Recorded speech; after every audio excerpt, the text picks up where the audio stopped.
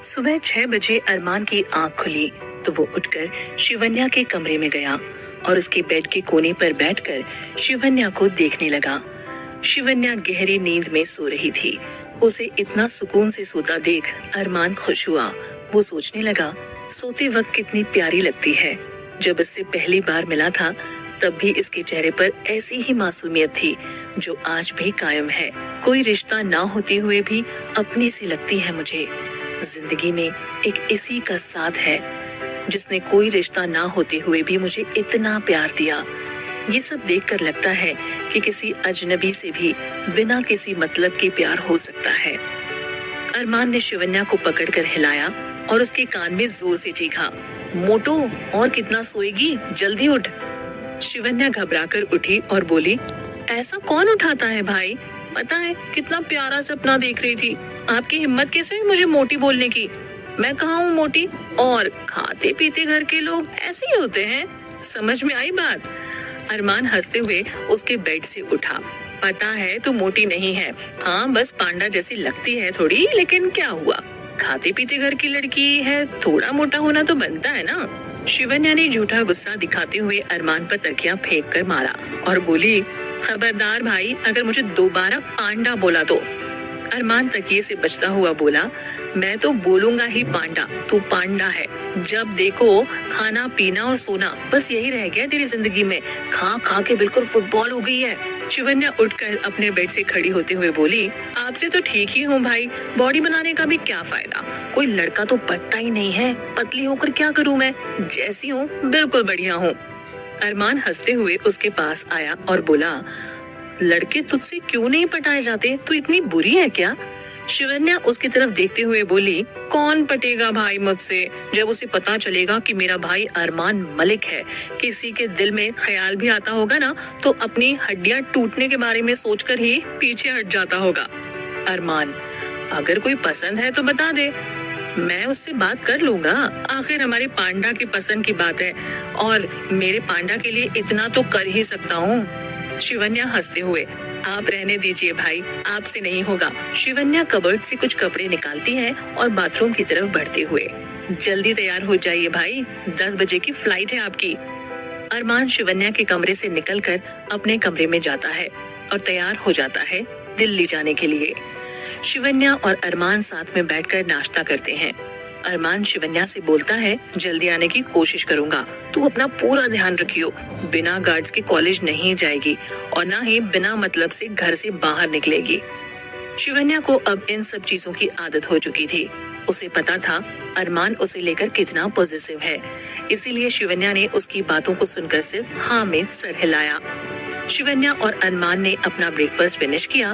काका अरमान के कमरे से बैग लेकर आए। अरमान और शिवन्या दरवाजे तक आए। अरमान ने उसे गले लगाया और अपना ध्यान रखने के लिए बोलकर गाड़ी में बैठ गया। शंकर तेजी से गाड़ी चलाते हुए अरमान से बोला, भाई आपको वहाँ अकेले नहीं जाना चाहिए, मैं चलता हूँ आपके साथ। हाँ, काफी खतरा हो सकता है। अरमान गाड़ी से बाहर देखते हुए बोला, खतरों से खेलने की अब तो आदत सी हो गई है और ये बहुत बड़ी डील है, मैं वहाँ सब संभाल लूंगा। तुम बस यहाँ के काम पर ध्यान दो और शिवन्या को कॉलेज जाने से लेकर वापस लाने तक तुम्हारी जिम्मेदारी है। अगर किसी को पता चला कि मैं इस शहर में नहीं हूँ, वो उस चीज का फायदा उठाएंगे, इसलिए तुम्हारा यहाँ रहना जरूरी है। और हाँ, अनाया का ख्याल रखना, उसे कोई तकलीफ नहीं होनी चाहिए। ये बात सुनकर शंकर मुस्कुराया। अरमान ने जब शंकर को मुस्कुराते हुए देखा तो बोला, ये सफेदी की चमकार किस वजह से? मैंने कोई जोक तो नहीं मारा है? शंकर हंसते हुए अरमान से कहता है, कुछ नहीं भाई, बस ऐसे ही, वो क्या है ना, मैंने पहली बार आपको शिवन्या के अलावा किसी और लड़की के बारे में बोलते हुए सुना है, इसलिए बस थोड़ा अजीब लगा। अरमान शंकर की बातों को सुनकर मुस्कुराता है और बोलता है, वो सिर्फ लड़की नहीं है शंकर, मेरे लिए उतनी ही जरूरी है जितने की शिवन्या। शंकर अरमान की तरफ मुस्कुराते हुए बोलता है, जानता हूँ भाई, सालों से आपके साथ हूँ, इतना तो समझ गया हूँ कि आप बिना किसी वजह के कुछ नहीं करते, खास करके जब बात आपके दिल की हो। मैं जानता हूँ आप अनाया भाभी से बहुत प्यार करते हो, लेकिन क्या कभी आपने भाभी से अपने दिल की बात कही है? अरमान इस बात को सुनकर हंसने लगता है और उसे चाय की टपरी से लेकर कल रात तक की सारी बातें बताता है। शंकर ये सुनकर हैरान होकर बोलता है, भाई भाभी तो बहुत खतरनाक लड़की है। मतलब आपके सामने तो किसी की भी बोलती बंद हो जाए, और एक वो है जो बिना किसी डर के आपके आगे अपनी बात रखती है। लेकिन आपको नहीं लगता कल रात को उन्होंने जो किया वो गलत था? अरमान, नहीं, मुझे नहीं लगता कि उसने कुछ गलत किया है। उसकी जगह कोई और लड़की भी होती तो वो भी शायद ऐसे ही बात करती। हाँ, बस वो थोड़ी नकचड़ी और गुस्सैल है, लेकिन बहुत साफ दिल की भी है। जो भी मन में होता है वही उसकी जुबान पर। कुछ ज्यादा हिम्मत वाली है, लेकिन जैसी भी है बहुत अच्छी लड़की है। शंकर ये सुनकर हंसते हुए, भाई आप तो पूरी तरीके से प्यार में पड़ चुके हो, लेकिन इसके आगे क्या होगा आपने कभी सोचा है? अरमान, मैं हमेशा बोलता हूँ जो किस्मत में होता है वही मिलता है, न कम न ज्यादा। और अगर वो मेरी किस्मत में है, उसे मेरा होने से कोई भी नहीं रोक सकता, वो खुद भी नहीं। तभी शंकर गाड़ी के ब्रेक लगाता है और अरमान से बोलता है, भाई एयरपोर्ट आ गया। अरमान गाड़ी से उतरकर बाहर खड़ा हो जाता है और शंकर बैग लेकर अरमान को देता है। अरमान शंकर के कंधे पर हाथ रखकर उसे सबका ध्यान रखने के लिए कहता है और अपना बैग संभालते हुए अंदर चला जाता है। वहीं अनाया अपने ऑफिस में बैठकर कुछ काम कर रही थी। तभी उसके केबिन में अपूर्वा आती है और उसे गुस्से से बोलती है, लंच टाइम में भी काम कर रही है, इतना पैसा लेकर कहाँ जाएगी पगली? सब यही छोड़कर जाना है। अनाया अपनी कलाई में बंधी घड़ी की तरफ देखते हुए बोलती है, सॉरी यार, काम करते वक्त याद ही नहीं रहा कि लंच टाइम हो गया है। अनाया अपना लैपटॉप बंद करती है और अपना टिफिन बॉक्स उठाकर अपूर्वा के साथ कैंटीन की तरफ आ जाती है। अपूर्वा और अनाया दोनों साथ बैठकर लंच करते हैं। खाना खाते वक्त अनाया के दिमाग में ख्याल आता है कि वो अरमान को कैसे और कहाँ ढूंढे। उसके पास ना तो अरमान का मोबाइल नंबर है और ना ही घर का पता। अपूर्वा अनाया की तरफ देखते हुए बोलती है, किन ख्यालों में गुम है महारानी? इतनी देर से देख रही हूँ, ना मेरी बातें सुन रही है ढंग से, ना ही ढंग से खाना खा रही है। अब क्या दिक्कत है तेरी लाइफ में? अनाया अपूर्वा से कहती है, यार मैं सोच रही हूँ पर पता नहीं सही है या नहीं। अपूर्वा खाना खाते हुए, बोल ना, क्या प्रॉब्लम है तेरी? हर प्रॉब्लम का सोल्यूशन है मेरे पास। अनाया, मैं सोच रही हूँ कि मैं उस लड़के को सॉरी बोल दूं। अपूर्वा उसकी तरफ बिना देखे, किसे सॉरी बोलना है? किसकी बात कर रही है तू? अनाया, पहले खाना ठूसना छोड़ और मेरी बात ध्यान से सुन। मैं अरमान की बात कर रही हूँ। मुझे लगता है मुझे उससे एक बार सॉरी बोलना चाहिए। मैंने उस टाइम उसे कुछ ज्यादा ही सुना दिया, इसलिए उससे सॉरी बोलना चाहती हूँ, लेकिन ये नहीं पता कि कैसे बोलूं। ना उसका नंबर है मेरे पास, ना उसके घर का पता है। अपूर्वा पहले तो अपना खाना छोड़कर अनाया की तरफ देखते हुए, वाह क्या बात है, पहले किसी की बेइज्जती करो फिर उसे सॉरी कहने के लिए ढूंढो। कमाल की लड़की है तू।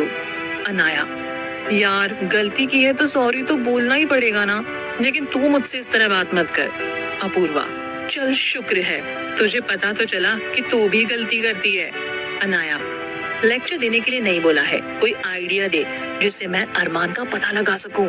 अपूर्वा कुछ सोचते हुए, मुझे थोड़ा टाइम दे, दिमाग है कोई कंप्यूटर थोड़ी है जो सेकंड के हिसाब से प्रॉब्लम सॉल्व कर दे। जो भी करना है जल्दी कर, मुझे मेरी गलती का एहसास अंदर ही अंदर खाए जा रहा है। बोलते हुए अनाया अपना टिफिन उठाकर अपने केबिन में चली जाती है। अरमान बाहर आया तो उसने देखा उसके कुछ आदमी जो दिल्ली का काम संभालते थे अरमान को देखकर उसके पास भाग कर आए और अरमान के हाथों से उसका बैग लिया। अरमान उनके साथ वहां खड़ी ब्लैक स्कॉर्पियो में बैठ गया। गाड़ी वहां से चल दी। अरमान का एक आदमी रॉकी बोला, भाई अच्छा हुआ आप यहाँ आ गए, यहाँ बहुत भसड़ मची पड़ी है। जिसे देखो वो आपसे काम के मामले में आगे बढ़ना चाहता है और दिल्ली पर राज करना चाहता है। अरमान बाहर देखते हुए, दिल्ली पर राज करना इतना आसान नहीं है। यहाँ पर जिसने राज किया उसने यहाँ पर सब कुछ लुटा दिया। किसी के काम में टांग अड़ाने से कोई बड़ा नहीं हो जाता। कुछ देर में अरमान की गाड़ी एक घर के सामने आकर रुकी और उसके आदमी और वो घर के अंदर चले गए। वहीं अनाया अपूर्वा के साथ घर आ गई। सोचने लगी किस तरह अरमान को मिला जाए। दोनों ने जल्दी डिनर खत्म किया और अपने कमरे में आकर बैठ गई। अपूर्वा, यार तेरे पास कुछ तो ऐसा होगा जिससे अरमान के बारे में पता किया जा सके। अनाया गुस्से से, अरे ओ दिमाग से पैदल लड़की, मेरे पास कुछ होता तो मैं तुझे दिमाग लगाने के लिए क्यों बोलती। कभी कभी तू ऐसी बात करती है ना जैसे अपना दिमाग बाहर वॉक पर छोड़कर आई हो। मेरा दिमाग बहुत ज्यादा खराब है, तो प्लीज ये बिना सिर पैर की बातें मत कर। अपूर्वा, इतने गुस्से में मुझसे बात मत कर। एक तो तेरी प्रॉब्लम से निकलने में हेल्प करो और ऊपर से तेरा गुस्सा भी झेलो। तुझे हो क्या गया है, जब देखो घायल शेरनी की तरह पंजा मारने के लिए तैयार रहती है। अनाया सिर को अपने दोनों हाथों से छिपाकर, तुझे नहीं पता यार मेरे साथ ये सब क्या हो रहा है। अजीब लगता है सब कुछ। जब से अमित का एक्सीडेंट हुआ है उस दिन के बाद से ही ये सब कुछ शुरू हुआ है। गुस्सा कंट्रोल ही नहीं होता और उस वक्त जो भी सामने होता है सारा गुस्सा उसी इंसान पर निकल जाता है। यही अरमान के साथ भी किया। अपूर्वा अनाया के पास आकर उसे गले लगाते हुए, मैं समझ सकती हूँ यार, पूरे दिन ऑफिस फिर घर के काम और अमित को भी संभालना बहुत बड़ी बात है, वो भी किसी एक इंसान के लिए। अनाया, यार मैं इस गिल्ट के साथ नहीं रह पाऊंगी, तो जल्दी से कुछ सोच। अपूर्वा और अनाया काफी देर तक ऐसे ही सोचते रहते हैं कि कैसे वो अरमान का पता लगाएं। इस बीच अनाया उठकर बालकनी में जाकर खड़ी हो जाती है। बालकनी में खड़े होकर अनाया सामने की तरफ देखती है जहाँ कभी उसे अरमान की गाड़ी खड़ी दिखती थी। अनाया के मन में उस जगह को देखकर दिल में कसक सी उठती है।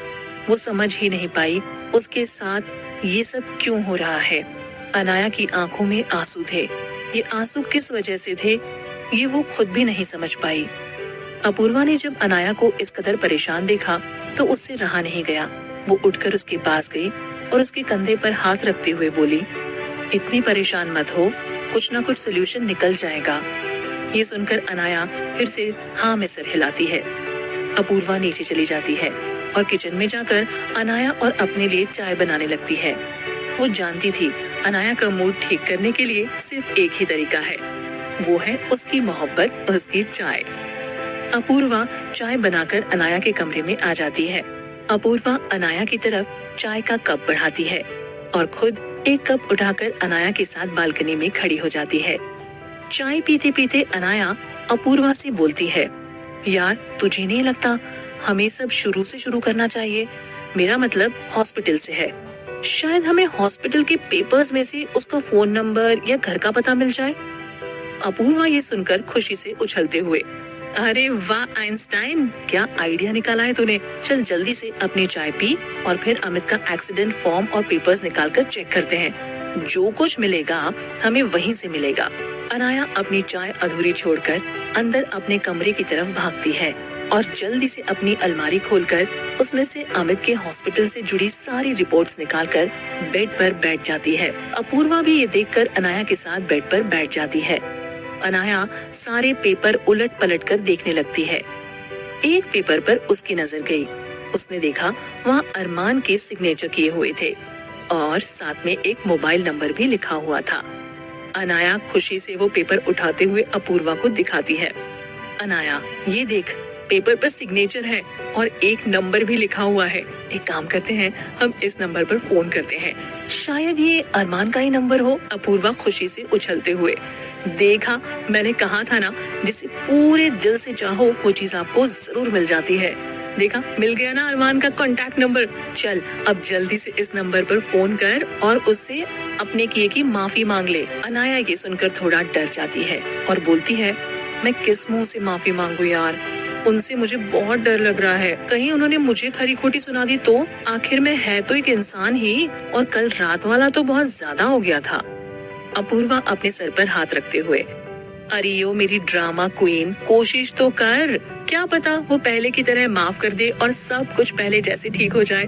तुझे अपने गिल्ट से बाहर आने का इससे अच्छा मौका नहीं मिलेगा।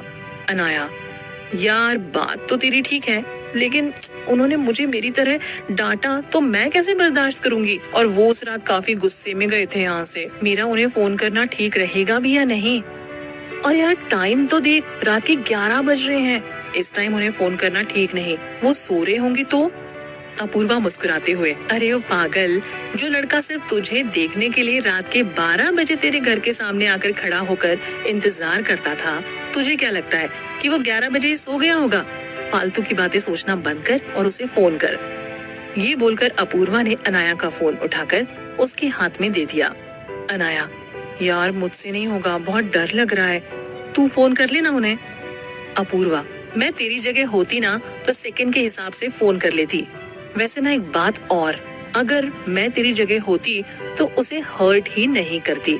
यार तेरा दिल नहीं पत्थर है, कैसे कोई उसे हर्ट कर सकता है? सोच के देख, कितना हैंडसम है वो, और उसकी बॉडी, उफ, मुझे तो सोच के ही मजा आ रहा है। अनाया ये देखकर अपूर्वा को हल्के हाथ से थप्पड़ मारते हुए सपनों से बाहर आ जल्दी। अपूर्वा, तू मेरी छोड़, अरमान को फोन कर, मुझे आवाज सुननी है उसकी। बंदा हैंडसम है तो सोच आवाज कितनी सेक्सी होगी। अनाया कांपते हाथों से अरमान का नंबर डायल करती है और फोन को स्पीकर पर कर देती है। अरमान इस वक्त रॉकी के साथ बैठकर काम के बारे में डिस्कस कर रहा था। तभी उसने देखा उसका फोन बज रहा है। अरमान ने फोन उठाकर स्क्रीन पर नजर डाली तो उसने देखा कोई अननोन नंबर उसकी स्क्रीन पर फ्लैश हो रहा है। ये देखकर अरमान ने फोन को साइलेंट करके वापस टेबल पर रख दिया। वहीं अनाया और अपूर्वा अरमान के फोन पिक करने का इंतजार बड़ी बेसब्री से कर रहे थे। पूरी बेल जाने के बाद भी जब अरमान ने फोन नहीं उठाया तो अनाया ने गुस्से से फोन बेड पर पटक दिया। अनाया, देखा मैं सही थी, कितना घमंडी लड़का है, मेरा फोन उठाना भी जरूरी नहीं समझा। अपूर्वा उसकी बात बीच में काटते हुए, यार तू जरूरत से ज्यादा उसे जज कर रही है, हो सकता है वो कहीं बिजी हो या किसी काम में फंसा हुआ हो, ये वजह भी तो हो सकती है ना फोन ना उठाने की।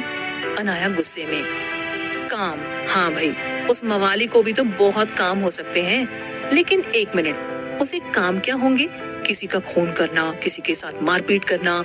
अनाया इससे आगे कुछ और बोलती, इससे पहले ही अपूर्वा चिल्लाकर उसे बोली, तेरी प्रॉब्लम क्या है? हाँ, पहले तू उसे थप्पड़ मारती है, फिर तू बिना वजह उसे खरी खोटी सुनाती है, फिर तू उससे माफी भी मांगती है, उस पे वो भला लड़का तुझे माफ भी कर देता है। ऊपर से तूने फिर कल रात उसे बेइज्जत किया और अब फिर उसे माफी मांगने के लिए ढूंढ रही है।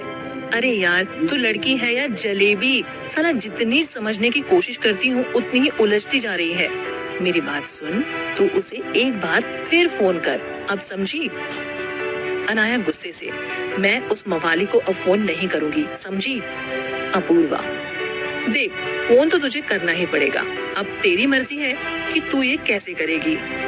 अनाया साइड में मुंह करके, मैंने बोला ना मैं नहीं करूंगी फोन तो नहीं करूंगी। अपूर्वा उसके पास आते हुए, तुझे मेरी कसम है, प्लीज मेरे लिए कर ले। ये कहकर अपूर्वा अपना चेहरा किसी बच्चे की तरह बनाती है। अनाया, ये कौन सा तरीका हुआ अपनी इज्जत मनवाने का अपूर्वा? ये गलत है। अपूर्वा, कुछ गलत नहीं है, मुझे पता है, मेरी कसम तू कभी नहीं तोड़ेगी, बस अब तू ज्यादा मत सोच, जल्दी से अरमान को फोन कर। अनाया ये सुनकर चुपचाप अपना फोन उठाती है और अरमान का नंबर डायल करके स्पीकर पर छोड़ देती है। अनाया ने महसूस किया कि उसका दिल बहुत तेजी से धड़क रहा है। ये अरमान का डर था या उसके लिए प्यार, ये वो समझ ही नहीं पाई। जैसे जैसे अरमान के फोन की रिंग जा रही थी, वैसे वैसे अनाया का दिल तेजी से धड़क रहा था।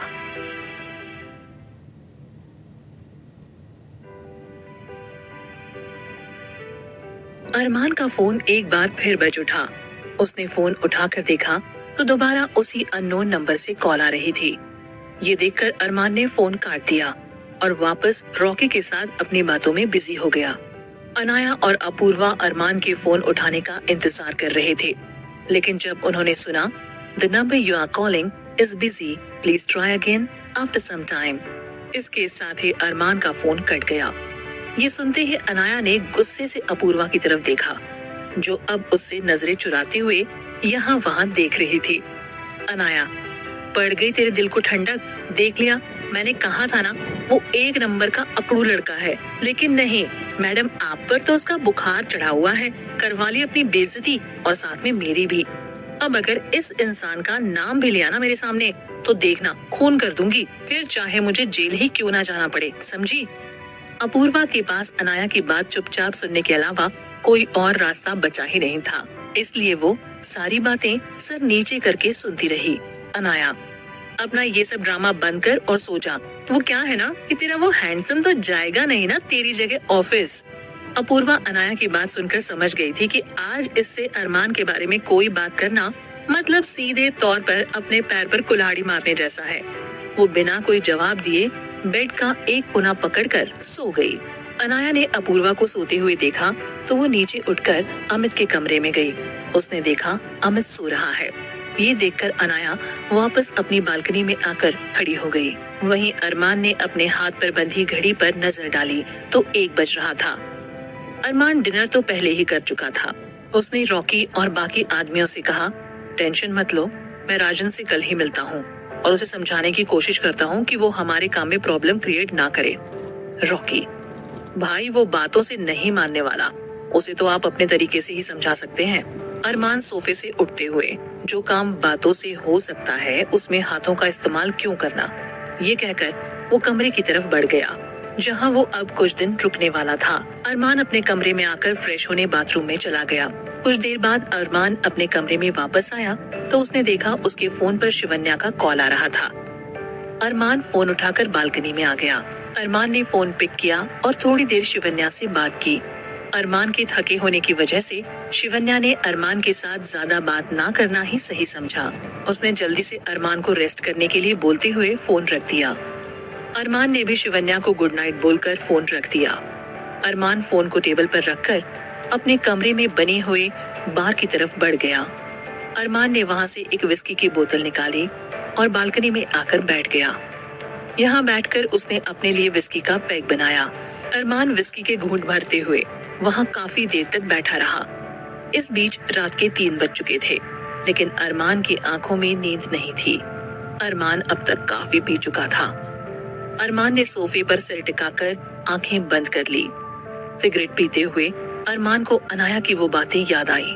उसने जिस तरह उसके प्यार को गलत समझा, उन बातों के जख्म कभी ना भरने वाले जख्म थे। अनाया की वो बातें करते ही अरमान की आंखों में अब आंसुओं ने अपनी जगह बना ली। अरमान सोचने लगा, या यूं कह लो वो मन ही मन अनाया से शिकायत करने लगा। तुम ये सब क्यों कर रही हो मेरे साथ? मैंने कुछ गलत तो नहीं किया। तुमसे बहुत प्यार करता हूँ और हमेशा करता रहूंगा। तुम नहीं जानती, तुम्हारी कही हुई हर बात चुभती है। बहुत तकलीफ हो रही है, दर्द हो रहा है मुझे, ऐसा दर्द जिसको ना कोई दवा ठीक करेगी ना कोई दुआ। लेकिन मैं ये भी जानता हूँ किसी से जबरदस्ती करके प्यार हासिल नहीं होता। तुम्हारा इंतजार रहेगा मुझे जब तुम्हें भी मुझसे प्यार होगा। महादेव इतने भी नाराज नहीं हो सकते मुझसे कि वो मुझे मेरी जिंदगी जीने की वजह से दूर कर दें। अरमान अब तक काफी रो चुका था। उसका चेहरा और आंखें लाल थी। अरमान उठकर बाथरूम में गया और मुंह धोकर बाहर आया। अरमान को आदत थी बिना शर्ट के सोने की। उसने अपनी शर्ट उतारी और बेड पर आकर लेट गया। थोड़ी देर में अरमान को नींद ने अपनी आगोश में ले लिया। अगले दिन अनाया और अपूर्वा साथ में ऑफिस आई। अनाया ऑफिस आते ही अपने नेक्स्ट इवेंट के लिए लोकेशन देखने अपने बॉस मोतीराम के साथ बाहर चली गई। अपूर्वा अनाया के बारे में सोचकर परेशान हो रही थी। उसका मन उसके काम में नहीं लग रहा था। वो अनाया का इंतजार करने लगी। अनाया अपूर्वा से कल रात के बाद से बात ही नहीं कर रही थी। वो बहुत नाराज थी अपूर्वा से। अपूर्वा ने सोचा वो अनाया से कल के लिए माफी मांग लेगी।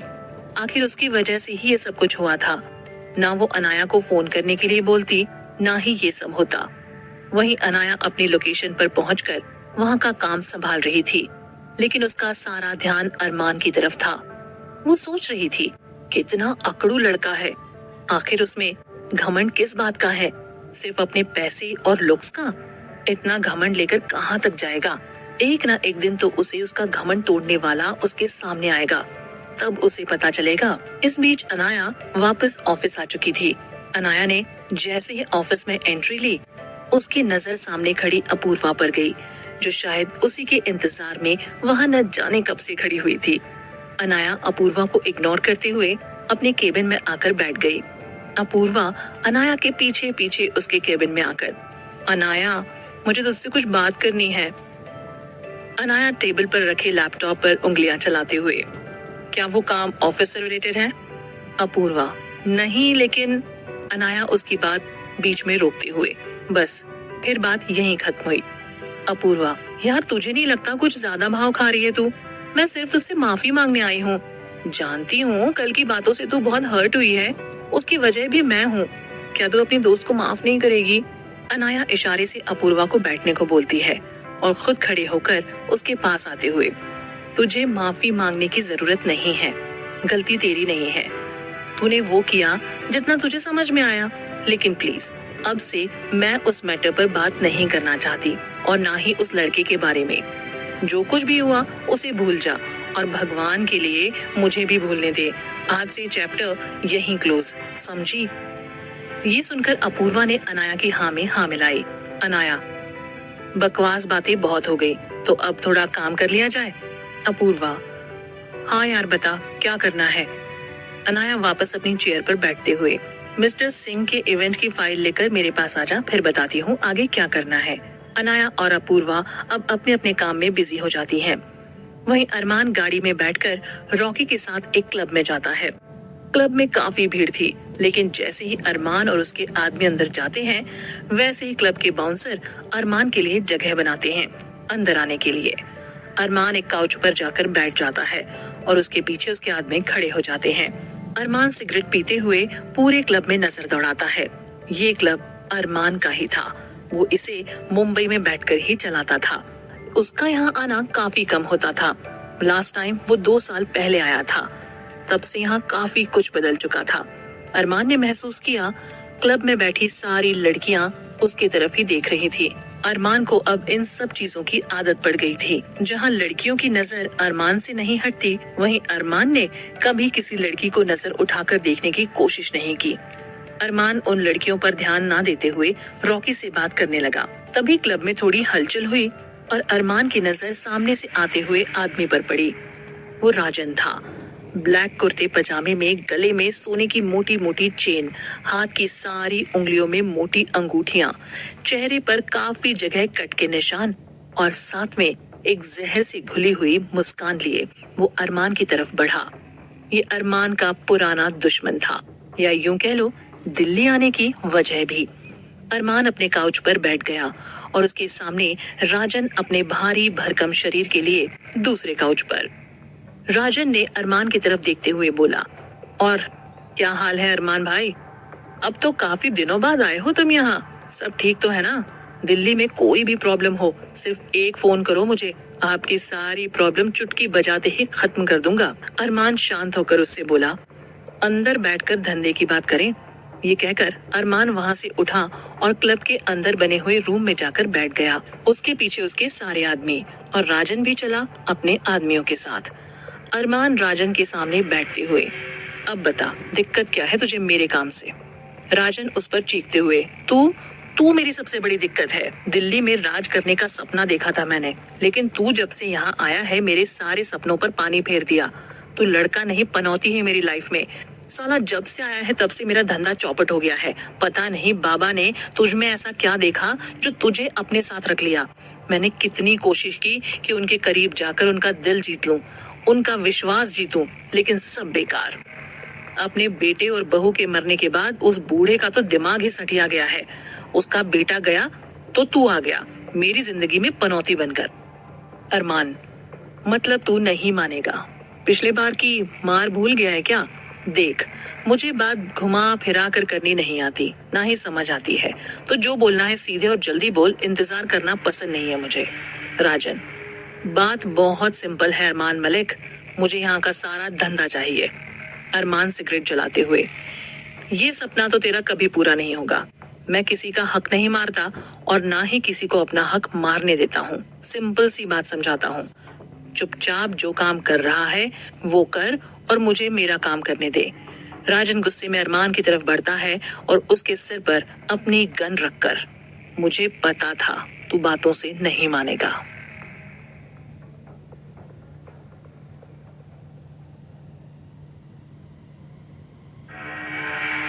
राजन ने अरमान के सर पर गन तान ली। अरमान शांत होकर सिर्फ राजन को ही देखे जा रहा था। अरमान मुस्कुराते हुए, किसी को मारने के लिए गन की जरूरत नहीं, उसके लिए जिगर चाहिए। अगर जिगर है और जिगर में मुझे मारने का दम है तो मार।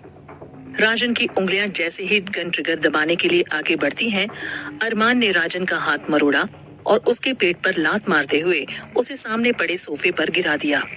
अरमान राजन के सीने पर अपना पैर रखते हुए, प्यार की भाषा तेरी समझ में नहीं आती।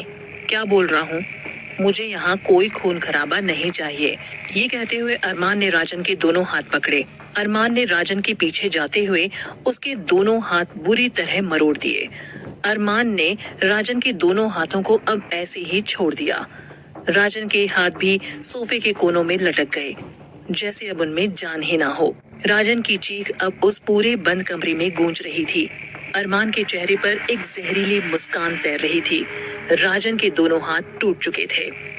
अरमान ने राजन की गन उठाई और उसके सर पर रखता हुआ बोला, दोबारा मेरे काम में टांग अड़ाने की कोशिश की तो तेरे शरीर की एक एक हड्डी तोड़कर उसका चूरा बना दूंगा, और दोबारा मेरे किसी आदमी को हाथ लगाने की कोशिश भी की तो 1 मिनट नहीं लगाऊंगा मैं तेरे धंधे को आग लगाने में, समझा?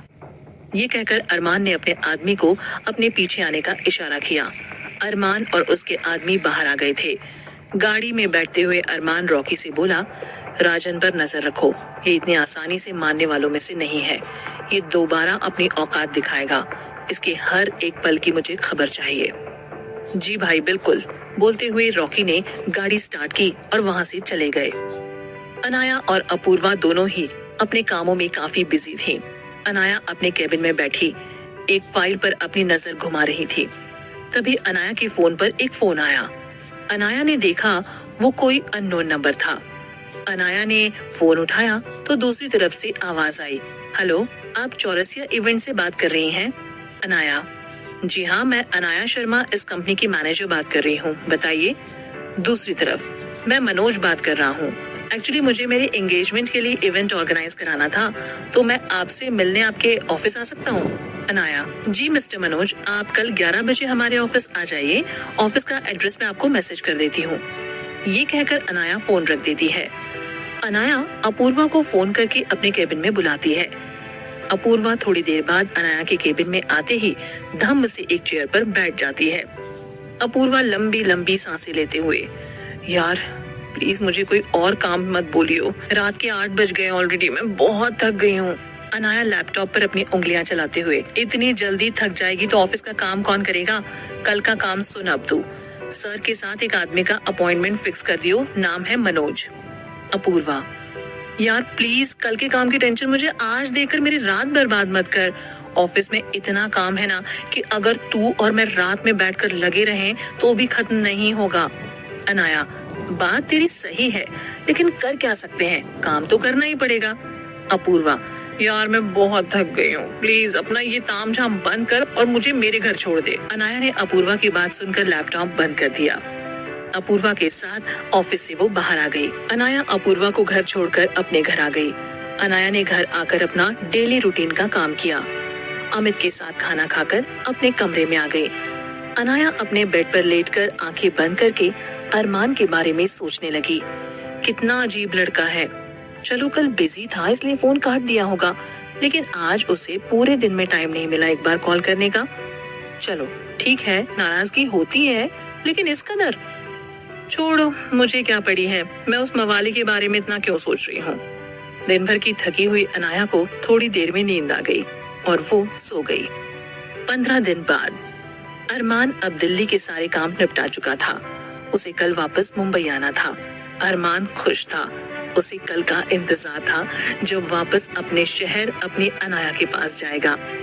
दूसरी तरफ अनाया अपने काम में काफी बिजी रहने लगी थी। काफी बार तो ऐसा होता कि किसी इवेंट की वजह से रात के 2 या 3 बजे तक घर पहुंचती। आज भी अनाया सुबह के 4 बजे जब घर पहुंची तो उसने देखा अमित अपने कमरे में सो रहा है। अनाया उसके पास गई और उसके सर पर हाथ फेरते हुए बोलने लगी, सॉरी बेटा, मुझे माफ कर दे, कुछ दिनों से कुछ ज्यादा ही बिजी हूँ और इस वजह से तुझे टाइम नहीं दे पा रही बिल्कुल, लेकिन जल्दी ही हम साथ में कहीं घूमने चलेंगे। प्रॉमिस, वो टाइम सिर्फ मेरे भाई के लिए होगा। अनाया ने सोते हुए अमित के माथे को चूमा और वापस अपने कमरे में आकर सो गई। आज अरमान वापस मुंबई आ चुका था। अरमान को पिक करने उसके सारे आदमी आए थे। अरमान शंकर के साथ गाड़ी में बैठा और शंकर ने गाड़ी अरमान के घर की तरफ घुमा दी।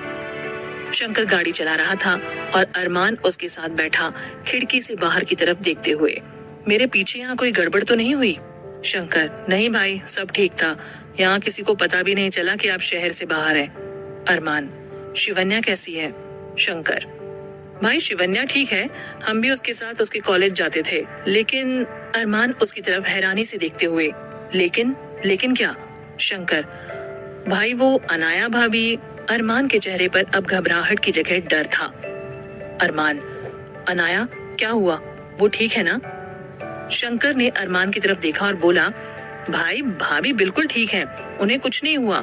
लेकिन पिछले 10 दिनों से भाभी बहुत लेट अपने घर आती है, कभी रात के 2 बजे, कभी 3 बजे, और आज तो सुबह 4 बजे आई है। अरमान ये सब सुनता है।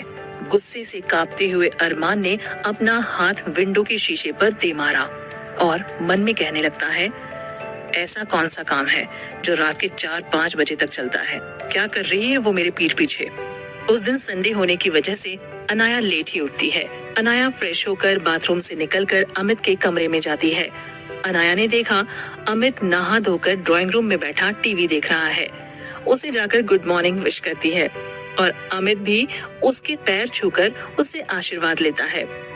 अनाया किचन में जाकर सुबह के लिए ब्रेकफास्ट बनाने लगती है। तभी घर की डोरबेल बजती है।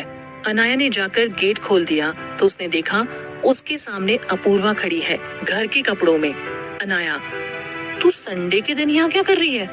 अपूर्वा अपने सारे दांत बाहर निकालते हुए, वो क्या है, मुझे घर छोड़कर मेरे घर वाले आज हरिद्वार चले गए, तो मैंने सोचा अकेले घर में क्या करूंगी, तेरे पास आ जाती हूँ, तो बस आ गई। अनाया अपूर्वा को अंदर लेकर आती हुई बोली, तू किस खुशी में रुकी है? तू भी चली जाती ना अंकल आंटी के साथ हरिद्वार, थोड़े पाप तेरे भी धुल जाते। अपूर्वा, चली तो जाती, लेकिन इससे पहले ऑफिस वाले छुट्टी दें तब ना। अनाया, बात तो तेरी भी सही है। अब ये बता, ब्रेकफास्ट करके आई है या करेगी? अपूर्वा, यार तुझे शर्म नहीं आती? देख रही है घर के कपड़ों में हूँ और घर वाले घर में नहीं है, तो ब्रेकफास्ट यहीं करूंगी ना। बहुत भूख लगी, जल्दी से कुछ खिला दे। अनाया हंसते हुए, चल ठीक है, ब्रेकफास्ट ऑलमोस्ट रेडी है, तू हाथ मुंह धोकर आ, तब तक मैं ब्रेकफास्ट लगाती हूँ। थोड़ी देर बाद अनाया, अपूर्वा और अमित तीनों साथ में बैठकर ब्रेकफास्ट करते हुए हंसी मजाक करते हैं। तभी अपूर्वा ने देखा उसका फोन बज रहा है। अपूर्वा ने देखा तो फोन उसके बॉस मोतीराम चौरसिया का था। अपूर्वा फोन उठाकर अनाया को दिखाती है और बोली, मोटू को संडे को भी चैन नहीं है, पता नहीं आज के दिन कौन सा बम फोड़ेगा। अनाया ने अपूर्वा को फोन उठाने के लिए बोला। अपूर्वा ने फोन उठाकर कहा, good morning sir. Motiram, good morning Apurva, क्या तुम मुझे बता सकती हो अनाया इस वक्त कहाँ है? पिछले आधे घंटे से फोन कर रहा हूँ, लेकिन वो फोन नहीं उठा रही है। अपूर्वा, जी सर, अनाया मेरे सामने है, 1 मिनट, मैं आपकी बात कराती हूँ। अपूर्वा ने अनाया को फोन पकड़ा दिया। Anaya, good morning sir. Motiram, good morning Anaya, आप इसी वक्त अपूर्वा को लेकर इवेंट की लोकेशन पर आ जाइए, बहुत अर्जेंट काम है। अनाया, यस सर, बोलकर फोन काट देती है। अनाया अपूर्वा को सारी बात बताती है और उसे जल्दी से रेडी होने के लिए बोलती है। अपूर्वा और अनाया तैयार होकर नीचे आते हैं। अनाया अमित से बोलती है, सॉरी भाई, आज फिर तुझे टाइम नहीं दे पाई, प्रॉमिस मैं जल्दी घर आऊंगी, फिर हम तीनों मिलकर बाहर कहीं घूमने चलेंगे, तो अपना ध्यान रखना। हाँ, हम जल्दी से वापस आते हैं। अमित मुस्कुराकर उन्हें बाय बोलता है। अनाया और अपूर्वा घर से निकलकर लोकेशन पर पहुंच जाते हैं और वहां काम जल्दी जल्दी खत्म करने की कोशिश करते हैं। दूसरी तरफ अरमान का गुस्सा देखकर शंकर बिना कुछ बोले अरमान को उसके घर छोड़ देता है। अरमान अपने कमरे में आकर सोफे पर बैठ गया। अरमान सोचने लगा, क्या शंकर सही बोल रहा है? क्या मैं एक गलत लड़की से प्यार कर बैठा जो शायद इस लायक ही नहीं है? लेकिन मन नहीं मानता कि तुम कहीं गलत हो। जो भी हो, लेकिन मैं सच का पता लगा कर रहूंगा। अनाया और अपूर्वा पूरे 4 घंटे के बाद घर आती हैं। अनाया ने जैसे ही दरवाजा खोला, उसने देखा पूरा घर बिखरा पड़ा है। ये सब देखकर अनाया घबरा गई और घर में अमित को पुकारने लगी। अनाया और अपूर्वा ने पूरा घर छान मारा, लेकिन उन्हें अमित कहीं नहीं मिला। अनाया का अब रो रो कर बुरा हाल था। अपूर्वा ने अनाया को सोफे पर बिठाकर पानी पिलाया। पानी पीते हुए अनाया की नजर टेबल पर रखे एक पेपर पर गई। अनाया ने पेपर उठाकर पढ़ा तो उसके पैरों के नीचे से जैसे जमीन निकल गई। अनाया पेपर को पढ़कर जोर जोर से रोने लगी। अपूर्वा ने अनाया के हाथ से पेपर छीना और पढ़ने लगी। उस पेपर में लिखा था, तेरा भाई मेरे पास है, अगर वो जिंदा चाहिए तो पुलिस को खबर करने की कोशिश मत करियो, मैं तुझे खुद कांटेक्ट करूंगा। वापस टेबल पर बैठ गया। जैसे ही सारे आदमी उठकर जाने के लिए खड़े हुए, अरमान ने अपनी गन निकाली और एक आदमी के पैर पर गोली मार दी। आदमी दर्द से तड़पने लगा और उसके बाकी साथी अरमान को डर के साथ देखने लगे। अरमान ने सिगरेट जलाई और उसके पास आता हुआ बोला, पहले बोला था अगर कुछ पता है तो बता दो, लेकिन तुम नहीं माने। अरमान ने अब अपनी गन उस आदमी पर तान दी जिस पर उसे शक था। अरमान, अब कुछ बताएगा या इस गन की सारी गोलियां तेरे भेजे में उतार दूं? वो आदमी डरता हुआ अरमान के पैरों को पकड़कर बोला, भाई मैंने कुछ नहीं किया, मुझे छोड़ दीजिए। अरमान गुस्से में आकर उसे घसीटता हुआ बिल्डिंग के किनारे पर ले गया और बोला, कुछ सेकंड लगेंगे मुझे तेरी जिंदगी बर्बाद करने में, फैसला तेरा है, तू जीना चाहता है या मरना, मेरे पास वक्त नहीं है, जो पूछता हूँ उसका सीधा सीधा जवाब देते जा। उस आदमी ने हाँ में सर हिलाया और अरमान उसे सहारा देते हुए एक चेयर पर बिठाकर बोला, अब बता क्या जानता है तू? उस आदमी ने बताना शुरू किया, एक आदमी है जिसके लिए मैं पहले काम करता था, उसका यही काम है किडनैपिंग, चोरी। कल मैंने उसे बात करते हुए सुना था, किसी बच्चे को किडनैप करने की बात कर रहे थे, लेकिन किसकी ये मुझे नहीं पता। बस इतना बताया कि उस लड़के की फैमिली में सिर्फ उसकी बहन है जो उसे फिरौती में मोटी रकम दे सकती है, और वो लड़का अपनी बहन की जान है, वो उसके लिए कुछ भी कर सकती है, तो पैसा क्या चीज है? अरमान जो सब कुछ ध्यान से सुन रहा था बोला, तू हमें उस आदमी के अड्डे तक लेकर जाएगा। उस आदमी ने डरते हुए हाँ में सर हिलाया। अरमान उस आदमी को अपने साथ अपनी गाड़ी में बिठाकर उसके बताए रास्ते पर चल दिया। अरमान के पीछे उसके सारे आदमी अपनी अपनी गाड़ियों में चल दिए। थोड़ी दूर जाने पर उस आदमी के एक इशारे पर अरमान ने गाड़ी रोक दी। उस खाली पड़े गोदाम की तरफ इशारा करते हुए कहा, इस गोदाम में आपको अब्दुल मिल सकता है, और वो लड़का भी। अब्दुल सारे किडनैप किए हुए बच्चों को यही रखता है। अरमान गाड़ी से उतरकर बाकी सारे आदमियों को उसके पीछे आने का इशारा करता है। अरमान धीरे धीरे गोदाम के पास बढ़ता हुआ अंदर घुसता है। अरमान और उसके आदमी जब गोडाउन के अंदर घुसे, उन्होंने देखा वहां टोटल 4 लोग और उनमें से एक के पास गन भी थी। ये देखकर अरमान ने अपने आदमी को धीमी आवाज में कहा, मुझे लगता है अमित यही है, लेकिन हमें जो भी करना है आराम से करना पड़ेगा। मैं जाकर आदमी को अपनी बातों में लगा कर रखता हूँ, क्योंकि अगर इन्हें पता चल गया हम किस इरादे से आए हैं तो ये उसे नुकसान पहुंचा सकते हैं। तुम सब अमित को ढूंढो। अरमान उस आदमी की आंखों के सामने जाकर खड़ा हो जाता है। अपने गोडाउन में किसी अनजान आदमी को देखकर वो लोग घबरा जाते हैं और गुस्से से बोलते हैं, तू कौन है बे, और यहाँ कैसे आया? अरमान, बच्चा कहाँ है जिसे तुमने आज किडनैप किया है? अब्दुल, तू कैसे जानता है उस बच्चे के बारे में? अरमान, जितना पूछा उसका जवाब दे। वो लड़का कहाँ है? उस लड़के को मुझे सही सलामत वापस लौटा दे, तेरी जिंदगी बख्श दूंगा। अब्दुल का एक आदमी अब्दुल के पास आया और उसके कानों में कुछ बोला। अब्दुल हैरानी से अरमान की तरफ देखते हुए बोला, अरे तुम हो अरमान मलिक, बहुत सुना है तेरे बारे में, आज देख भी लिया। तू तो किसी एंगल से गैंगस्टर नहीं लगता, तू बच्चा है अभी, जाकर घूम फिर, खा पी, मजे कर, और वैसे भी इस लड़के का लगता क्या है? अरमान का गुस्सा अब 7वें आसमान पर था। वो गुस्से में अब्दुल की तरफ बढ़ा तो अब्दुल के सारे आदमियों ने उसे घेर लिया।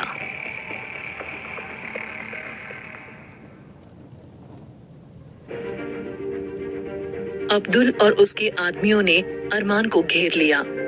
अरमान ने अपने शर्ट की बाजू मोड़कर ऊपर तक करते हुए गुस्से के साथ सबको देखा। अब्दुल के एक आदमी ने अरमान का एक हाथ पकड़ा, दूसरे आदमी ने अरमान का दूसरा हाथ पकड़कर खंबे के सहारे खड़ा कर दिया। अब्दुल एक जहरीली हंसी हंसते हुए उसके पास आया और अरमान के सीने पर जोर से लात मार दी। लेकिन जब उसने देखा अरमान को कोई फर्क ही नहीं पड़ रहा है, और वो उसी तरह गुस्से के साथ उसे घूर रहा है। उसने जैसे ही दोबारा मारने के लिए अपना पैर उठाया तो अरमान ने गुस्से में अपना सर उसके सर में दे मारा, जिसकी वजह से वो गिर गया।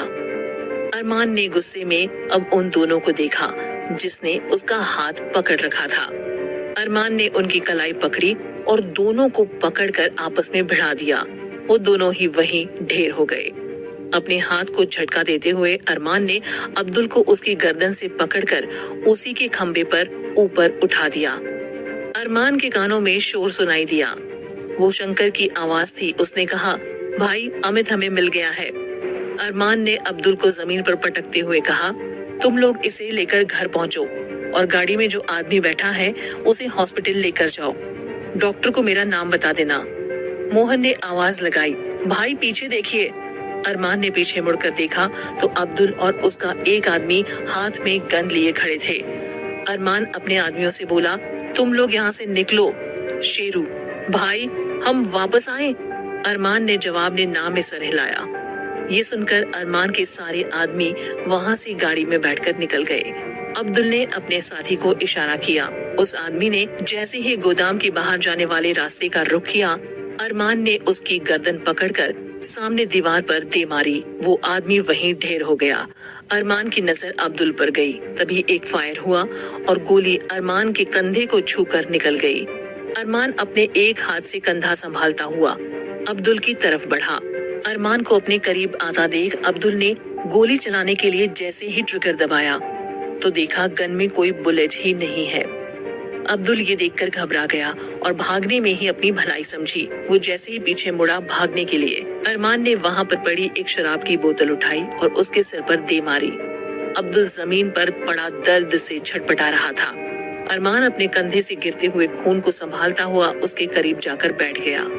अब्दुल, मुझसे गलती हो गई भाई, मुझे नहीं पता था आप कौन हो, मुझे माफ कर दो। आगे से कभी कोई गलती नहीं करूंगा। छोटे बच्चे और एक बीवी है, अगर मैं मर गया तो उनका क्या होगा? मुझे मत मारिए। अरमान ने अपनी गन निकालकर उसके सामने रख दी और बोला, पहले ही बोला था, जो चाहता हूँ मुझे दे दे। दोबारा अगर किसी बच्चे की तरफ आंख उठाकर देखा तो मैं यहीं तेरी कब्र बना दूंगा। अरमान वहां से खड़ा हुआ और लड़खड़ाते हुए गोदाम के बाहर निकलने लगा। अरमान अपनी गाड़ी में बैठा। अरमान ने गन अपनी जीन्स के पीछे छुपाकर अपनी व्हाइट शर्ट से उसे कवर कर ली। अरमान ने जैसे ही गाड़ी चलाने के लिए हाथ उठाया, वो दर्द से चीख पड़ा।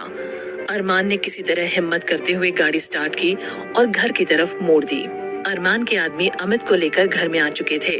अनाया, शिवन्या और अपूर्वा बेचैनी से हॉल के चक्कर लगा रहे थे। बाहर जब कुछ गाड़ियों की आवाज आई तो अनाया दौड़ती हुई बाहर गई।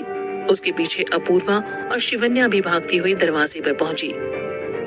अनाया मोहन को गाड़ी से उतरता देख उसके पास आकर बोली, अमित कहाँ है? आप लोग उसे साथ लेकर आए हो ना? मोहन ने उसकी बात का जवाब ना देकर मुस्कुराते हुए गाड़ी का पीछे का दरवाजा खोला। उस दरवाजे से अमित को उतरता देख अनाया भागकर अमित के पास गई और उसे अपनी बाहों में भरकर रोने लगी। अमित अनाया के आंसू पोंछते हुए बोला, मुझे कुछ नहीं हुआ, मैं बिल्कुल ठीक हूँ, आप रोना बंद करो। अनाया अमित को पूरा देखती है कि कहीं उसे चोट तो नहीं लगी है। अनाया ने गुस्से में अमित को एक जोर का थप्पड़ मारा और बोली, कभी किसी अनजान इंसान के लिए गेट नहीं खोलते, बोला था ना अपना ध्यान रखा कर। तू मेरी बात सुनता क्यों नहीं है? अगर आज तुझे कुछ हो जाता तो मैं कैसी रहती, कभी सोचा है? अमित अपना गाल सहलाता हुआ बोला, मुझे माफ कर दो दी, आई प्रॉमिस, मुझसे कभी दोबारा ऐसी गलती नहीं होगी। ये सुनकर अनाया ने रोते हुए अमित को गले लगा लिया। अनाया का ध्यान शिवन्या की आवाज से टूटा। शिवन्या मोहन से पूछ रही थी, अरमान भाई कहाँ हैं? वो आए क्यों नहीं आपके साथ? मोहन, अरमान भाई वहीं रुक गए और उन्होंने हमें वहां वापस आने से भी मना कर दिया। शिवन्या ये सुनकर सबको अंदर लेकर आई और सब हॉल में बैठकर अरमान का इंतजार करने लगे। 1 घंटा हो गया था उन लोगों को इंतजार करते करते, लेकिन अरमान ना तो फोन उठा रहा था और ना ही घर वापस आया था। शिवन्या ने काका को बुलाकर एक कमरा तैयार करने के लिए कहा जिसमें अमित थोड़ी देर आराम कर सके। शिवन्या अनाया से बोली, तुम अमित को ले जाकर सुला दो, काफी टाइम से सब कुछ जो हो रहा है उसकी वजह से अमित काफी डिस्टर्ब हो गया होगा, उसे आराम की जरूरत है। ये सुनकर अनाया एक कमरे में चली गई। अनाया जब अमित को सुनाकर वापस हॉल में आई तो देखा अरमान अब तक वापस नहीं आया था। सब बेसब्री से अरमान का इंतजार कर रहे थे। अनाया मन ही मन में बोलने लगी, हे महादेव, मिस्टर मलिक को सही सलामत घर ले आइए। पता नहीं क्यों मेरा दिल बैठा जा रहा है, जैसे उनके साथ कुछ गलत हुआ हो। अनाया ने अपने हाथ जोड़कर भगवान से प्रार्थना की। जब अनाया ने अपनी आंखें खोली तो उसने देखा शिवन्या, अपूर्वा, मोहन, राजू, शेरू और बाकी सब मुस्कुराते हुए उसे ही देख रहे थे। ये देखकर अनाया हड़बड़ाते हुए सोफे पर बैठकर पानी पीने लगी। दूसरी तरफ अरमान बहुत मुश्किल से गाड़ी चला पा रहा था। जब उसे ज्यादा दर्द होता तो वो रुक जाता और फिर थोड़ी देर ड्राइव करना शुरू कर देता। उसके कंधे से काफी खून बह रहा था। अरमान की सफेद शर्ट अब खून से पूरी लाल हो चुकी थी। अरमान 2 घंटे बाद घर आ चुका था। जैसे ही अरमान की गाड़ी की आवाज शिवन्या ने सुनी, वो भागती हुई बाहर की तरफ आ गई। अरमान किसी तरह हिम्मत करके गाड़ी से उतरकर घर के अंदर आया। अरमान को इस हालत में देखकर सब उसकी तरफ भागे आए। जैसे ही वो सब अरमान को सहारा देने उसके पास आए, अरमान ने उन सबको दूर रहने के लिए कहा, अनाया, आपको इतनी चोट लगी है, आप समझती क्यों नहीं, आपको जरूरत है इनकी। अनाया अरमान के आदमियों की तरफ इशारा करते हुए बोली। अरमान दर्द से चिल्लाकर बोला, मैंने कहा ना सब दूर रहो मुझसे, मुझे किसी के सहारे की जरूरत नहीं है। ये कहकर अरमान सीढ़ियां चढ़ता हुआ अपने कमरे में आ गया। अपने कमरे में आकर अरमान बेड पर गिर गया, जैसे उसके शरीर में जान ही ना हो। अरमान की आंखें अपने आप बंद होती चली गई। अनाया अरमान के पीछे जाने के लिए जैसे ही बढ़ी तो मोहन ने उससे कहा, भाई ने मना किया है उनके पास जाने से, आप मत जाइए, वो इस वक्त काफी गुस्से में है। अनाया ने उसकी तरफ बिना देखे जवाब दिया, गुस्से में है वो मुझे भी दिख रहा है, लेकिन वो इस वक्त दर्द में भी है, आप डॉक्टर को बुलाइए। ये कहते हुए अनाया ऊपर जाने के लिए बढ़ी तो मोहन फिर बोला, लेकिन भाई ने तो। अनाया गुस्से से उसके तरफ देखती हुई बोली, क्या भाई भाई लगा रखा है, सुनाई नहीं दिया जो मैंने कहा, डॉक्टर को बुलाइए जल्दी। अनाया जब अरमान के कमरे में आई तो उसने देखा अरमान बेड पर उल्टा सीधा लेटा हुआ है। अनाया अब अरमान के करीब आई तो उसने देखा वो अपने एक साइड के कंधे को दूसरे हाथ से पकड़ कर लेटा हुआ था।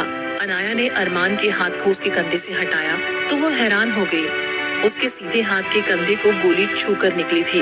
वो ये बात उस घाव को देखते ही समझ गई। जहां अरमान को चोट लगी थी वहां से उसकी शर्ट का कपड़ा जल चुका था। अरमान इस बात से बिल्कुल बेखबर था कि अनाया उसके पास बैठी उसके घाव को देख रही है। तभी अरमान ने महसूस किया किसी के हाथ उसके सीने पर है। अरमान ने जब आंखें खोलकर देखने की कोशिश की तो उसने देखा अनाया अरमान के बहुत ज्यादा करीब होकर उसकी शर्ट के बटन्स खोल रही थी। अरमान उसकी खुशबू को महसूस कर रहा था। वो उसकी गर्म सांसों को अपने चेहरे पर महसूस कर रहा था। जब अनाया ने अरमान को उसे यूं घूरते हुए देखा तो वो पहले तो थोड़ी दूर हो गई। अरमान ने ये देखकर उठकर बैठने की कोशिश की, लेकिन वो दर्द से चिल्ला उठा। ये देखकर अनाया अरमान के पास दौड़कर आई। अनाया ने अरमान के करीब आकर उसके हाथ को सहलाया, जिससे अरमान को थोड़ी राहत मिली। अरमान वैसे ही बैठा अनाया को देखता रहा। अनाया ने अरमान को तकिए का सहारा देकर बिठाया और खुद उसके पास बैठ गई। वो दोनों एक दूसरे को देख रहे थे। अनाया तो अरमान की आंखों में गुम गई। दोनों के पास कहने के लिए बहुत कुछ था, लेकिन कौन और किस हक से बात शुरू करे, दोनों के बीच बस यही चल रहा था। तभी अनाया की नजर अरमान के घाव पर गई, जहां से अब खून बहुत निकल रहा था। अनाया ने जैसे ही उसकी शर्ट उतारने के लिए अरमान के कंधे को छुआ, वैसे ही अरमान ने अनाया का हाथ पकड़कर उसे खुद से दूर करता हुआ चीखा, दूर रहो मुझसे, कोशिश भी मत करो मेरे करीब आने की। ये हमदर्दी दिखाने के लिए कोई और ढूंढ लो। और तुम ही कह रही थी ना कुछ देर पहले कि एक मवाली गुंडा हूं मैं, तो तुम अपनी ये हमदर्दी किसी शरीफ इंसान के लिए बचा कर रखो। जाओ यहाँ से। अनाया अरमान के पास आकर बैठ गई। अरमान इससे पहले उसे कुछ बोलता, अनाया अरमान के करीब गई और उसके चेहरे को अपने हाथों में लेकर अपने चेहरे के बिल्कुल सामने लेकर आई। अरमान हैरान होकर अनाया की तरफ देख रहा था। अनाया और अरमान के बीच 1 या 2 इंच का फासला था। अनाया ने अपनी बड़ी बड़ी आंखों से अरमान की तरफ देखा, जो इस वक्त उसकी तरफ देख रही थी। अरमान का दिल और भी तेजी से धड़क रहा था। ये पहली बार था जब अनाया खुद उसके इतने करीब आई। अनाया के हाथ उसके कंधे पर थे और उसकी उंगलियां अरमान की गर्दन से होते हुए उसके चेहरे पर आ रही थी।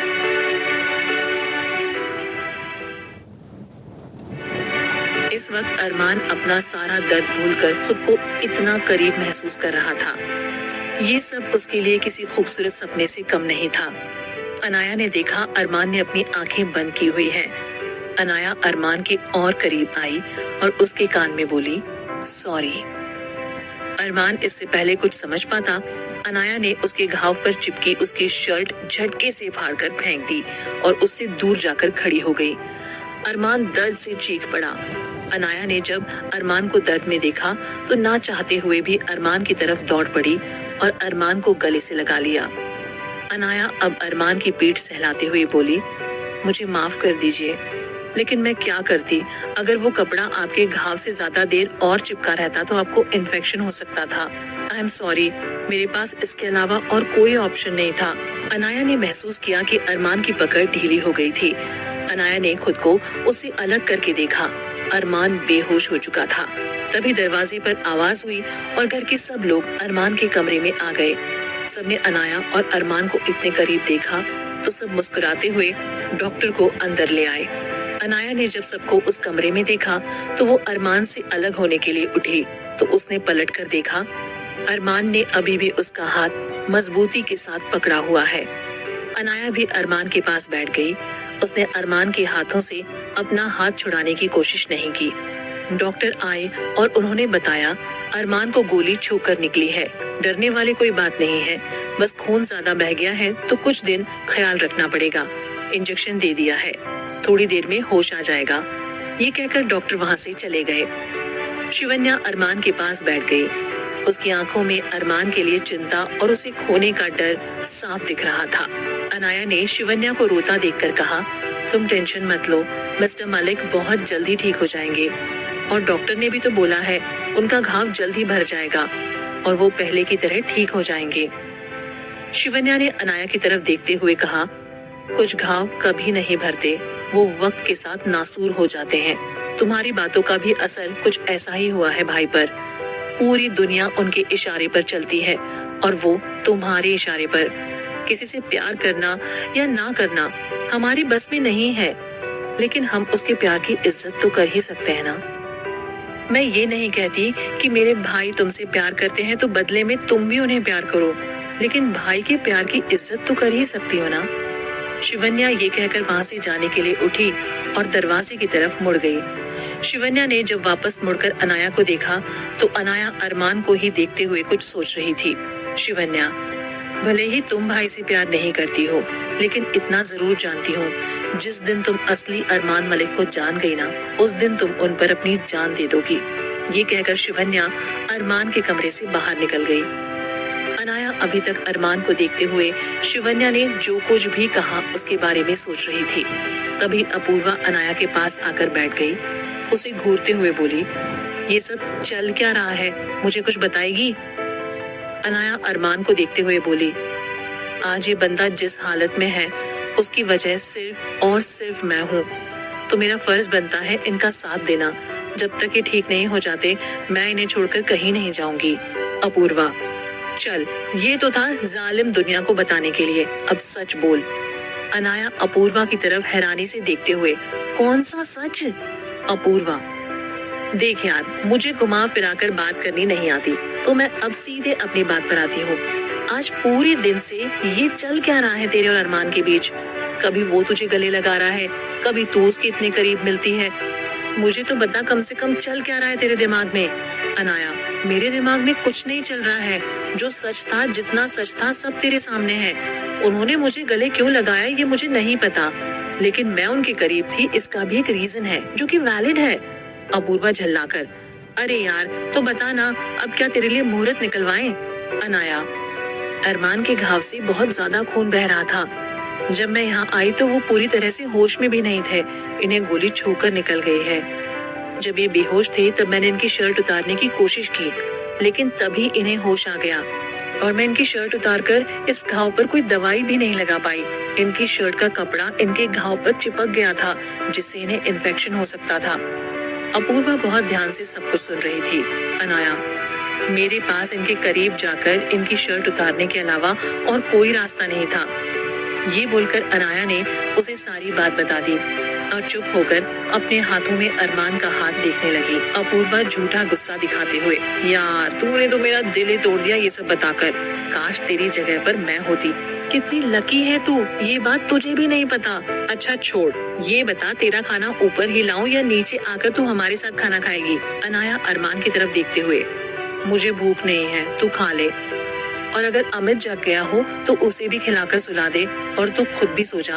एक दिन में इतना सब कुछ हो गया है ना कि सर में दर्द हो रहा है बुरी तरह। अपूर्वा, तो तू भूखी कब तक रहेगी? कब खाएगी, कब सोएगी? अनाया, कसम से यार मुझे बिल्कुल भूख नहीं है, प्लीज तू जा और आराम से खाना खा। ठीक है, बोलती हुई अपूर्वा वहाँ से चली गई। अनाया ने अरमान की तरफ देखा जो किसी मासूम बच्चे की तरह उसका हाथ पकड़कर सो रहा था। अनाया ने अरमान के चेहरे पर आते हुए बालों को अपने हाथों से एक तरफ किया और उसे देखकर मुस्कुराने लगी। अनाया सोचने लगी, किस एंगल से गुंडा लग रहा है। इतना मासूम चेहरा मैंने मेरी जिंदगी में आज तक नहीं देखा। फिर एक बार मेरे दिल और दिमाग के बीच में जंग छेड़ दी है आपने। समझ में नहीं आ रहा जो दिमाग कह रहा है उस पर विश्वास करूं या जो देख रही हूं उस पर। लेकिन जो भी हो, आपने मेरा बहुत साथ दिया और मैं कोशिश करूंगी कि आपका साथ हमेशा दूं। ये सोचते हुए अनाया ने अपनी आंखें बंद कर ली और अपनी चेयर पर ही सो गई। लगभग 1:30 बजे अरमान को प्यास लगी तो उसकी नींद खुल गई। आंखें खोलते ही अरमान को अनाया दिखाई दी जो उसके बेड के पास एक चेयर लगाकर सो रही थी। अरमान ने देखा अनाया ने उसका हाथ मजबूती के साथ पकड़ रखा है। अपना हाथ अनाया के हाथों में देखकर वो बहुत खुश था। अनाया काफी गहरी नींद में सो रही थी। अरमान ने अनाया को डिस्टर्ब करना जरूरी नहीं समझा। उसने टेबल पर रखे ग्लास की तरफ हाथ बढ़ाया। अरमान के हाथ बहुत ज्यादा कांप रहे थे। उसने जैसे ही पानी के ग्लास को अपने हाथों में लिया, उसके हाथ से ग्लास गिरकर टूट गया। इस शोर से जैसे ही अनाया की नींद खुली, उसने अरमान की तरफ देखा जो इस वक्त टूटे हुए ग्लास की तरफ देख रहा था। अनाया अरमान की तरफ देखते हुए बोली, अगर आपको पानी चाहिए था तो आप मुझे जगा देते। कांच का ग्लास अगर आपको लग जाता तो? अरमान ने उसे कोई जवाब नहीं दिया और वो अनाया की तरफ देखता रहा। अनाया ने एक दूसरे ग्लास में पानी लिया और अरमान के साइड वाली टेबल पर रख दिया। अनाया ने अरमान के पास बैठकर उसे एक तकिए का सहारा देकर बिठाया। पानी का ग्लास अपने हाथ में लेकर उसे पिलाने लगी। अनाया को इतने करीब देखकर बहुत खुशी हो रही थी अरमान को। उसे लगा वो खुशी खुशी मर भी सकता है अगर अनाया हमेशा उसके साथ और उसके पास रहे। अनाया अरमान को पानी पिलाकर वापस अपनी चेयर पर बैठती हुई बोली, अब आप ठीक हैं? अरमान झूठा मुस्कुराते हुए बोला, तुम्हें क्या फर्क पड़ता है मेरे ठीक होने या ना होने से? अनाया हैरानी से, आपको ऐसा क्यों लगता है कि मुझे किसी बात का कोई फर्क नहीं पड़ता? अरमान, ये सच है, तुम्हें कोई फर्क नहीं पड़ता मेरे होने ना होने से। अनाया, आप गलत हैं मिस्टर मलिक। मैं आपसे प्यार नहीं करती, लेकिन इंसानियत मुझ में भी है। आज जो कुछ भी हुआ, आज आप जिस हाल में हो, सिर्फ और सिर्फ मेरी वजह से है। तो मेरा फर्ज बनता है कि मैं आपका ध्यान रखूं। अरमान ने अपनी आंखें बंद की और बेड के किनारे से लगकर बैठ गया। अरमान को अब शंकर की कही बात याद आ गई जो उसने अनाया के घर देर आने के बारे में बताई थी। अरमान अनाया की तरफ शक की निगाह से देखते हुए, तुम किसी से प्यार करती हो? अनाया ने ना में सर हिलाया। अरमान, तो कोई बॉयफ्रेंड या कोई अफेयर? अनाया, मेरी लाइफ में इन सब चीजों के लिए टाइम ही नहीं है, लेकिन आप ये सब कुछ क्यों पूछ रहे हैं? अरमान ने अनाया को इशारे से अपने पास आने के लिए कहा। अनाया पहले तो घबरा गई, लेकिन फिर हिम्मत करके अरमान के पास आकर बैठ गई। अरमान उसका हाथ अपने हाथों में लेते हुए बोला, मुझे गलत मत समझना, बस मैं ये जानना चाहता हूँ कि कल सुबह 4 बजे तुम कहाँ से आई थी? अनाया हैरानी से अरमान को देखते हुए बोली, आपको कैसे पता मैं सुबह 4 बजे घर वापस आई थी? अभी दोपहर में तो आपने मुझे बताया था कि आप पिछले 15 दिनों से मुंबई में ही नहीं थे। सच सच बताइए, छुपा क्यों रहे हैं? अरमान ने अनाया को खींचकर अपने करीब लाता हुआ बोला, मेरी तरफ देखो, तुम्हें लगता है मैं कभी तुमसे कुछ छुपा सकता हूँ? जो हूँ, जैसा हूँ, सब तुम्हारे सामने है। अनाया घबराते हुए अरमान की तरफ देखते हुए बोली, आपको जब ये पता है कि मैं 4 बजे घर आई हूँ, कहाँ से आई हूँ ये भी पता कर लीजिए खुद ही। अरमान, अगर मैं बोलूं कि मुझे ये सब बातें तुम्हारे मुंह से सुननी है। अनाया अरमान की आंखों में आंखें डालते हुए बोली, मैं मेरे इवेंट से कल सुबह वापस आई थी 4 बजे, और यही नहीं, पिछले 10 दिनों से मैं लेट ही घर आ रही हूँ। अरमान हैरानी से, इवेंट से मतलब? अनाया उसके हाथों में से अपना हाथ छुड़ाते हुए, मैं एक इवेंट कंपनी की मैनेजर हूँ। कुछ दिनों से वर्कलोड काफी बढ़ गया है, तो मुझे मेरे क्रू मेंबर्स के साथ इवेंट पर जाना पड़ता है। अनाया गुस्से से, आपको और भी कुछ जानना है मेरे बारे में मिस्टर मलिक? जैसे मैं कब उठती हूँ, कब सोती हूँ, क्या खाती हूँ, किन दोस्तों के साथ उठती बैठती हूँ? अनाया इससे पहले अपनी सारी भड़ास अरमान पर निकाल दी। अरमान ने उसे अपने करीब खींच लिया और उसके होठों पर अपनी उंगली रख दी। अनाया अब खामोश होकर अरमान की तरफ देख रही थी। अरमान अनाया को देखकर मुस्कुराते हुए बोला, कितना बोलती हो, छोटा पैकेट बड़ा धमाका हो तुम, और गुस्सा तो जैसे तुम्हारी नाक पर ही रखा रहता है। अनाया अरमान की उंगली अपने होठों से हटाते हुए उससे दूर जाकर बैठ जाती है। उसकी सांसें और धड़कन बहुत तेज हो गई थी। अनाया ने जब अरमान की तरफ देखा तो वो मुस्कुराकर उसे ही देख रहा था, जैसे वह जानता हो कि उसकी तेज सांसों और धड़कनों का जिम्मेदार वही है।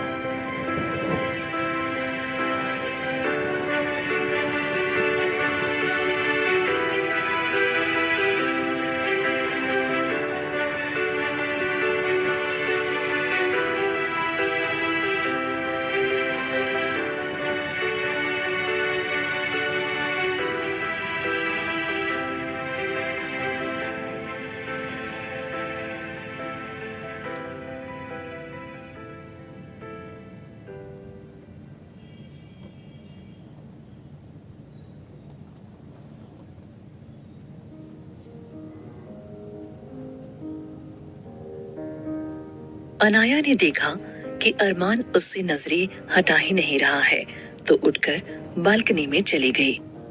थोड़ी देर बाद अनाया को सिगरेट की स्मेल आई, तो वो भागते हुए अरमान के पास आई।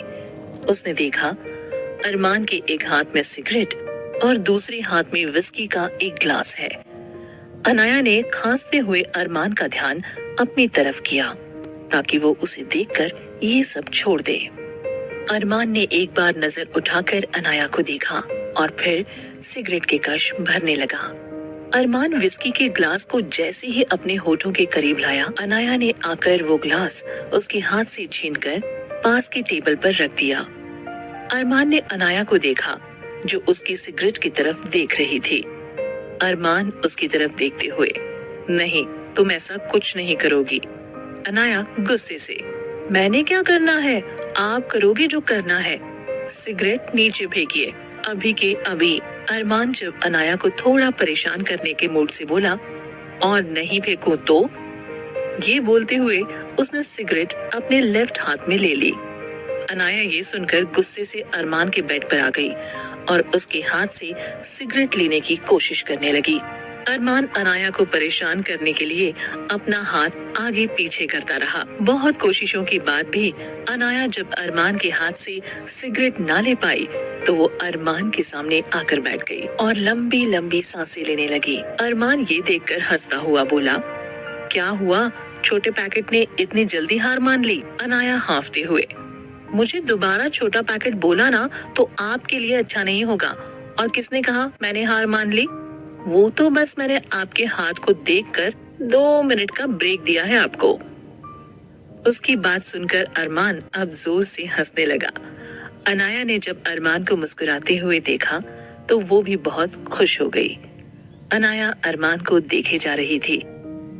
अरमान ने अनाया को देखकर उसके चेहरे के करीब जाकर चुटकी बजाकर उससे बोला, मुझे ताड़ना हो गया हो तो शुरू करें?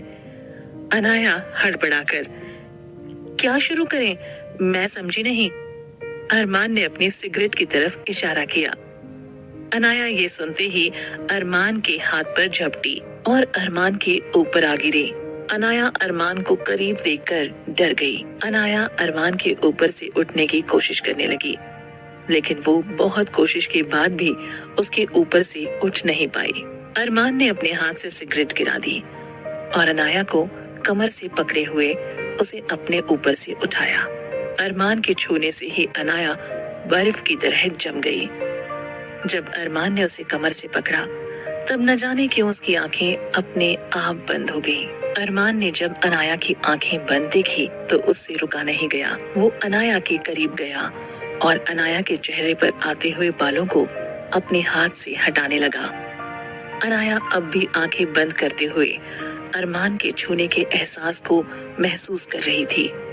अरमान अनाया के करीब आ गया और उसके माथे पर चूमते हुए बोला, बेइंतहा मोहब्बत है तुमसे, जो कभी खत्म नहीं होगी। ये सुनकर अनाया ने अपनी आंखें खोली तो उसने देखा अरमान उसके बहुत करीब बैठा उसे ही देख रहा था। वो हड़बड़ाकर अरमान के बेड से उठकर बोली, आपको भूख लगी होगी, मैं खाना लेकर आती हूँ नीचे से।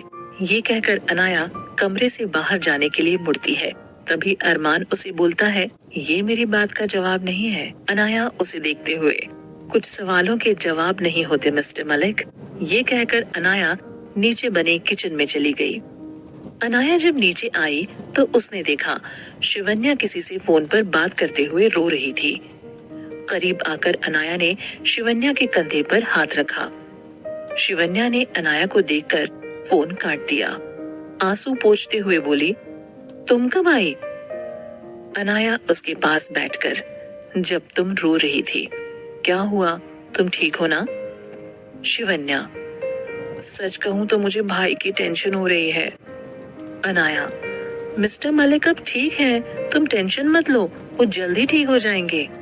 शिवन्या, जानती हूँ, छोड़ो ये सब बातें, ये बताओ खाना खाया तुमने?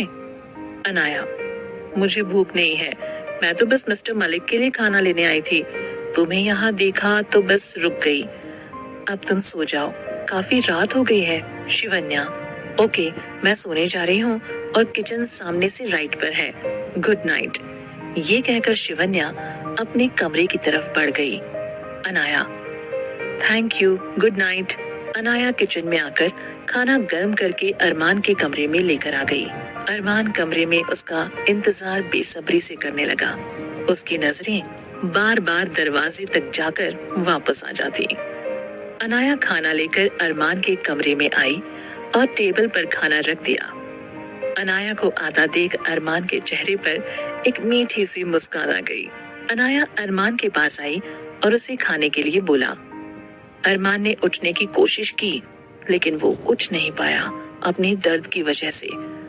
अनाया ने अरमान को उठने में मदद की, सोफे पर ले जाकर बैठा दिया।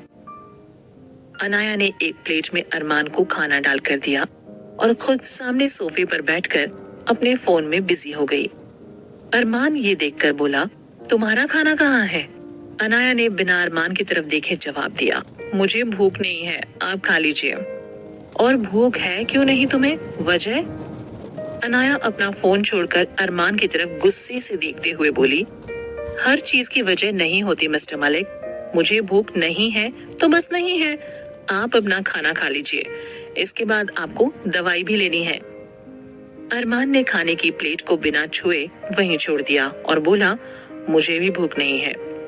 अनाया उसकी तरफ देखते हुए बोली, अब आपको क्या हुआ, आपको क्यों भूख नहीं है? अरमान बाहर की तरफ देखते हुए बोला, हर चीज की वजह नहीं होती मिस शर्मा। अनाया समझ गई अरमान किस वजह से खाना नहीं खा रहा।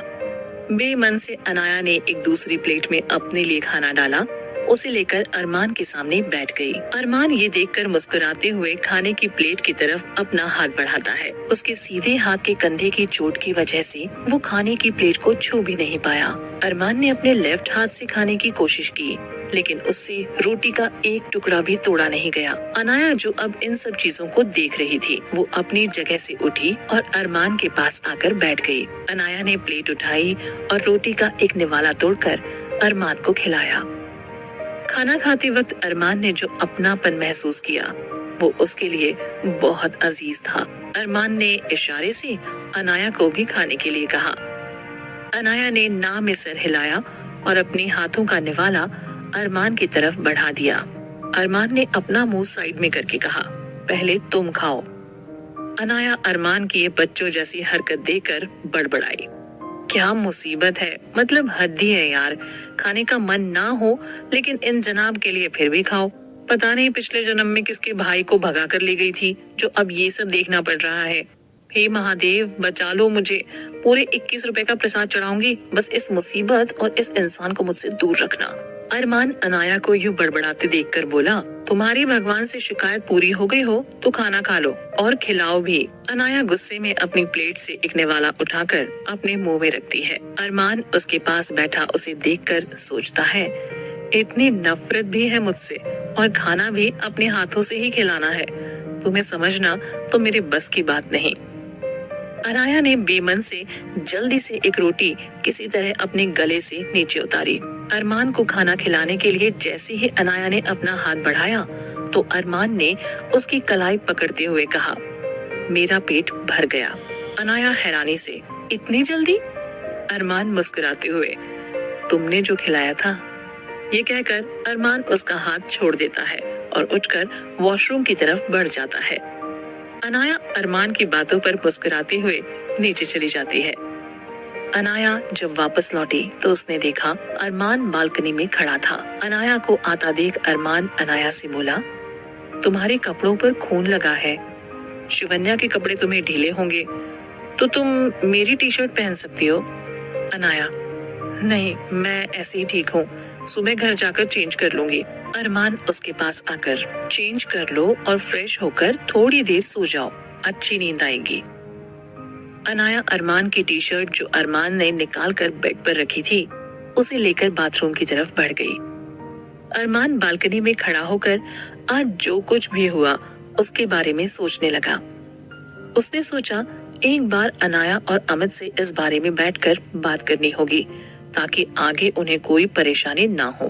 15 मिनट बाद अनाया बाथरूम से निकल कर आई। अरमान की नजर जब उस पर पड़ी तो वो देखता ही रह गया। नीले रंग की टी शर्ट जो अनाया के घुटनों से नीचे तक आ रही थी, उसके गीले काले लंबे बाल जिनमें से अभी भी पानी टपक रहा था और उसका वो मासूम चेहरा जो अभी उसके बालों से ढका हुआ था।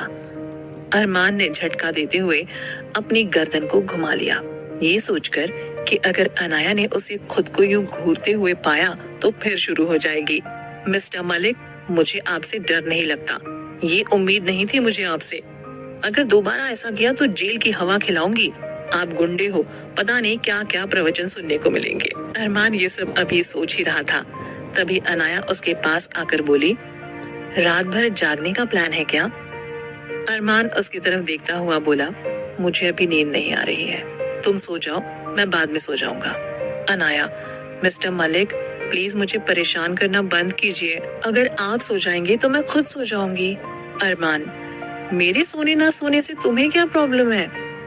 अनाया उसके करीब आकर उसके घाव की तरफ इशारा करते हुए, ये है प्रॉब्लम मेरी, जब तक आप ठीक नहीं हो जाते तब तक आपको टाइम से सोना, टाइम से खाना सब मेरी जिम्मेदारी है। अब आगे आपकी मर्जी, अगर सोना है तो सो जाइए और नहीं सोना तो आपकी मर्जी, लेकिन अगर आप नहीं सोए तो मैं भी नहीं सोऊंगी। ये कहकर अनाया कमरे में चली गई।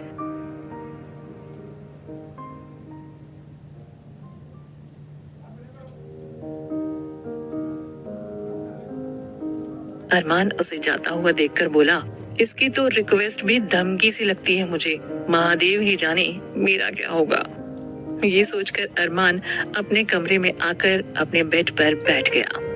अनाया ने उसे दवाइयां खिलाई। उसने नजर दीवार की घड़ी पर डाली जो 4 बजने का इशारा कर रही थी। अरमान ने देखा अनाया की आंखों में नींद थी। अरमान, मुझे नींद आ रही है, मुझे सोना है।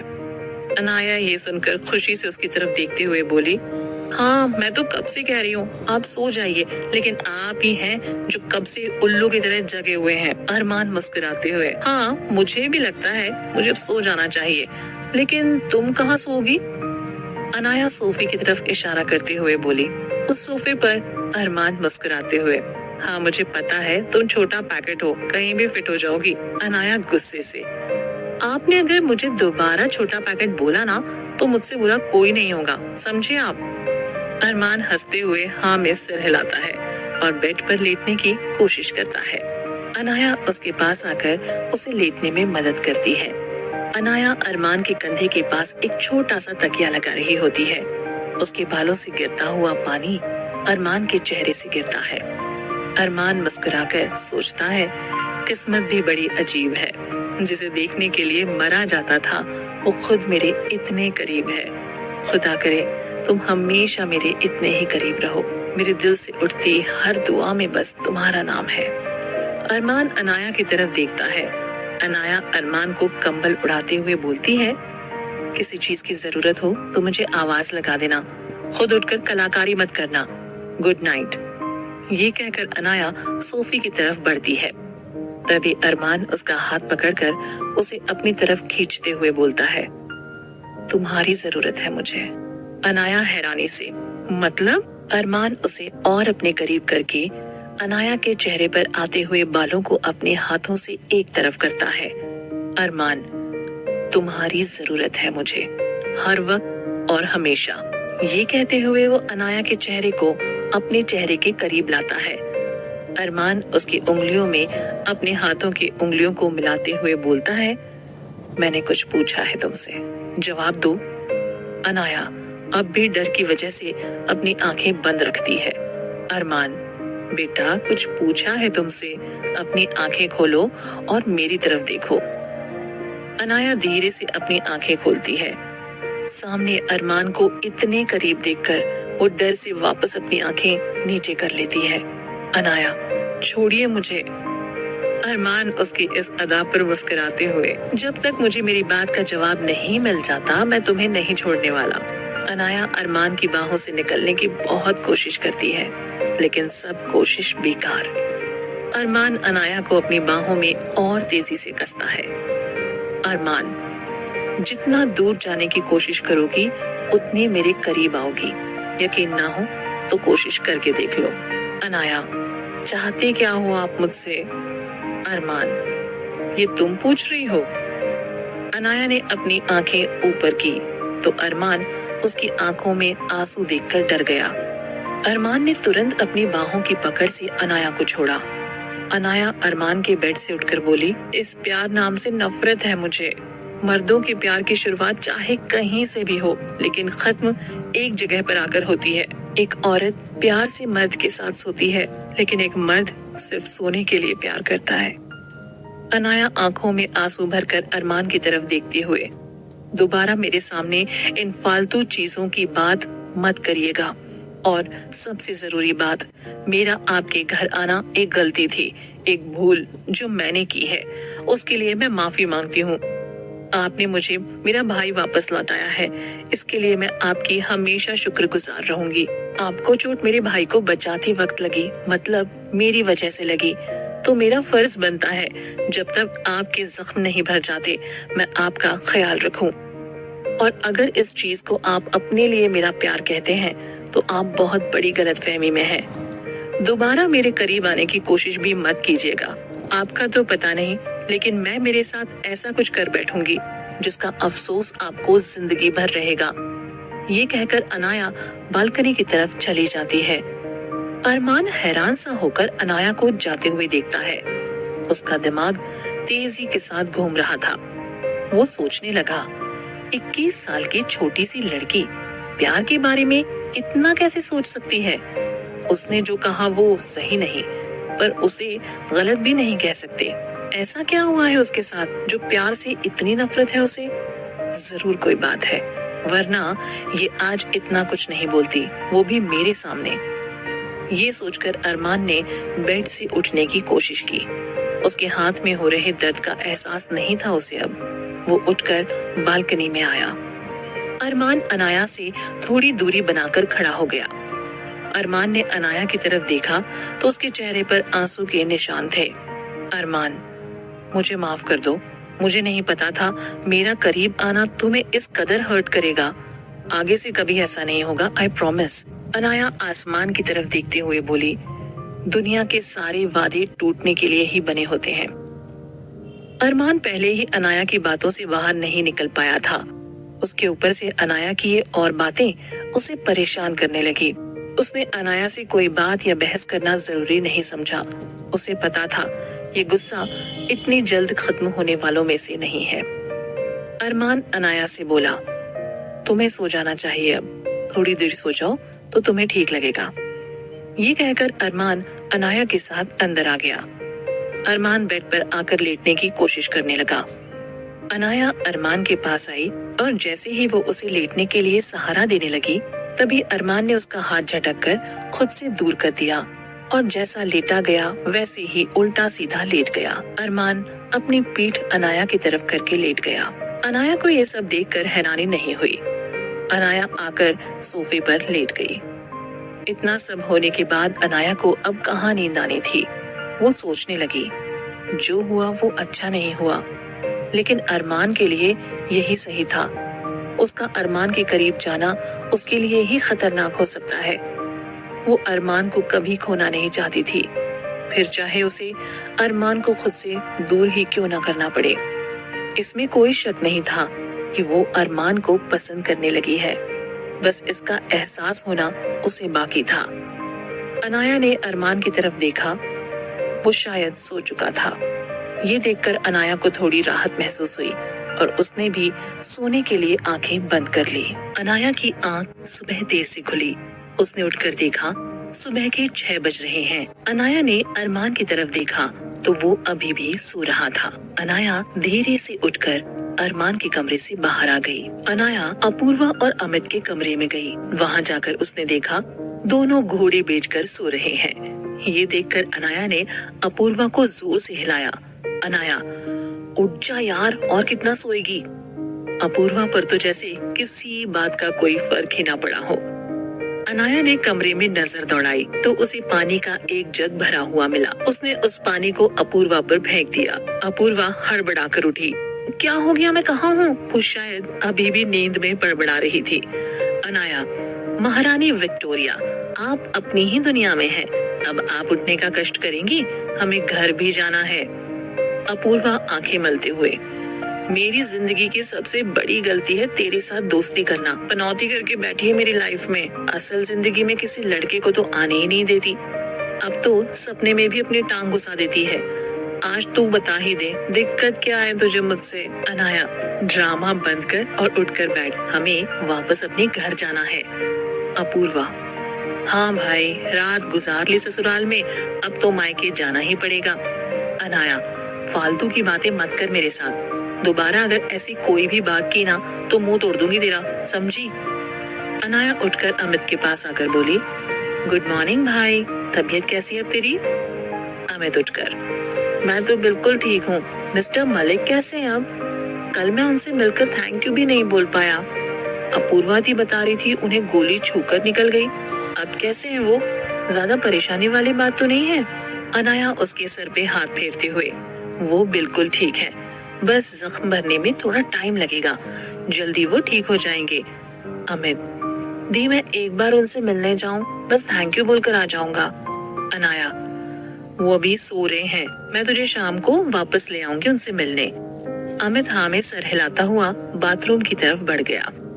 अनाया अमित और अपूर्वा को तैयार होने के लिए बोलकर अरमान के कमरे में आ गई। अनाया कमरे में आकर बाथरूम की तरफ बढ़ गई। उसने अरमान की टी शर्ट चेंज की जो उसने कल रात पहनी थी। वो बाथरूम से निकलकर अरमान के बेड पर आकर बैठ गई। अरमान अब भी बेखबर सो रहा था। अनाया उसके चेहरे को देखने लगी। कितना मासूम और प्यारा लग रहा था। उसके काले बाल उसके चेहरे पर बिखरे हुए थे। उसका मन हुआ कि वो अरमान को एक बार छू ले। अनाया ने अपना हाथ उसकी तरफ बढ़ाया, तभी उसे कल की सारी बातें याद आ गई। उसने अपना हाथ वापस अपनी तरफ मोड़ लिया।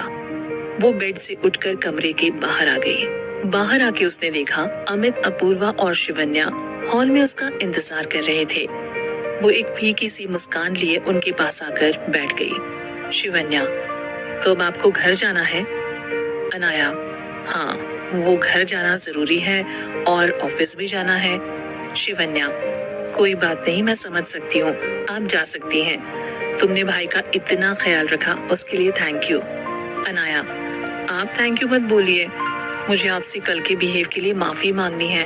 आप समझ सकती हैं, अपने भाई से अलग होने का ख्याल ही कितना गंदा होता है। शिवन्या, मैं समझ सकती हूँ और प्लीज तुम मुझे शिवन्या कह सकती हो, ये आप या जी कहना बहुत अजीब लगता है।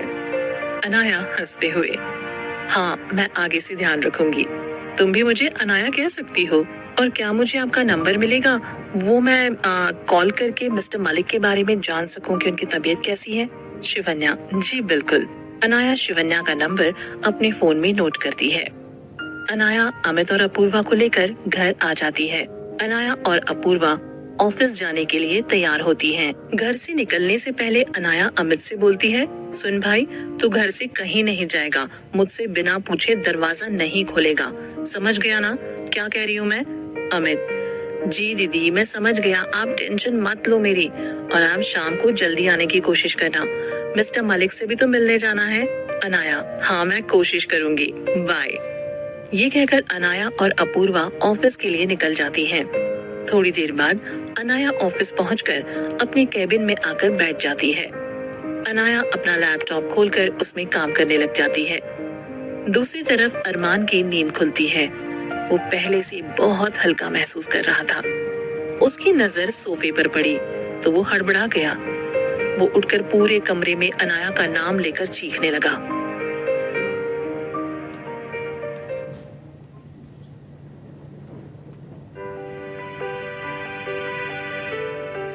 उसकी आवाज सुनकर घर के सारे नौकर उसके कमरे में आ गए। अरमान, काका अनाया कहाँ है? वो दिख क्यों नहीं रही है? काका, बिटवा अनाया बिटिया तो अपने घर चली गई सुबह अपने भाई और दोस्त के साथ। अरमान, आपने मुझे जगाया क्यों नहीं? काका, वो अनाया बिटिया ने ही मना किया था आपको उठाने से। अरमान अपना सर पकड़कर बेड पर बैठ गया। तभी शिवन्या उसके कमरे में आई और सारे नौकरों को बाहर जाने के लिए बोल दिया। शिवन्या अरमान के पास बैठ गई और बोली, आप बहुत लेट सोए थे भाई, इसलिए अनाया ने आपको उठाने के लिए मना किया था। इस वक्त आपको आराम की जरूरत है। अरमान उसकी तरफ देखते हुए बोला, तू मेरी साइड है या उसकी? तुझे पता है ना, मैं उसे देखना चाहता था, लेकिन तुम सबने मिलकर मुझसे ये मौका भी छीन लिया। शिवन्या मुस्कुराती हुई बोली, भाई सच में आप उसे मोहब्बत करने लगे हो, ये बात तो कोई अंधा भी बता सकता है। अरमान उसकी तरफ मासूमियत से देखते हुए बोला, तुझे हंसी आ रही है मेरे हाल पर? बेटा तेरा भी दिन आएगा, तब तुझसे पूछूंगा और इसी तरह तेरी हंसी उड़ाऊंगा। शिवन्या इस बात को सुनकर शांत होकर कुछ सोचने लगी। अरमान उसे कोनी मारता हुआ, किस सोच में डूबी है पांडा? शिवन्या मुस्कुराते हुए, कुछ नहीं भाई, बस ऐसे ही सोच रही थी कि आप अनाया से प्यार करते हो और वो भी आपसे इम्प्रेस लग रही थी, लेकिन आगे क्या? अरमान बेड से उठता हुआ, काहे का इम्प्रेस? रात को सोने से पहले लंबा चौड़ा लेक्चर दिया है मोहतरमा ने मुझे प्यार पर। इम्प्रेस होती तो इतने चुभने वाली बातें ना बोलती वो मुझे। शिवन्या हैरानी से बेड से उठते हुए, क्या कहा आपने? उसने आपको फिर दोबारा लेक्चर दिया? मैं नहीं मानती। कल वो जिस तरह आपके साथ और आपके पास थी हर वक्त, उसे देखकर तो नहीं लग रहा था कि वो आपको लेक्चर देने के मूड में है। जरूर आपने कुछ बोला होगा जिसकी वजह से उसे गुस्सा आ गया होगा। आप ना हो ही ऐसे। अरमान झूठा गुस्सा दिखाते हुए, मतलब हद है यार, तुझे तो अपने भाई से ज्यादा उस पर विश्वास है। अभी से उसने मेरी बहन को अपने साइड कर लिया, आगे तो पता नहीं तुम दोनों मिलकर मेरा क्या हाल करोगे। अब तो उस महादेव का ही सहारा है। शिवन्या अरमान की इस हरकत पर मुस्कुराते हुए, ये बात छोड़िए, ये बताइए कल क्या बोला उसने आपको? अरमान ने उसे अनाया और उसके बीच हुई सारी बातें बता दी। शिवन्या कुछ सोचते हुए, बात तो बहुत गहराई वाली कही उसने। ये बातें कोई भी इंसान बिना देखे या महसूस किए नहीं कह सकता। जरूर उसके बीते हुए कल में कुछ ऐसा होगा जिसने उसे प्यार से नफरत करने पर मजबूर कर दिया है। अब हमें उस बात का पता लगाना होगा, तभी हम उसकी सोच को बदल पाएंगे। अरमान, हाँ लेकिन वो बात करती कहाँ है? कुछ बताएगी तभी तो पता चलेगा उसके मन में क्या है। शिवन्या, भाई उसे थोड़ा टाइम दीजिए। कोई भी लड़की किसी भी लड़के को अपना बीता हुआ कल या कुछ ऐसी बातें जो उसे तकलीफ देती हो जल्दी से नहीं बताती है।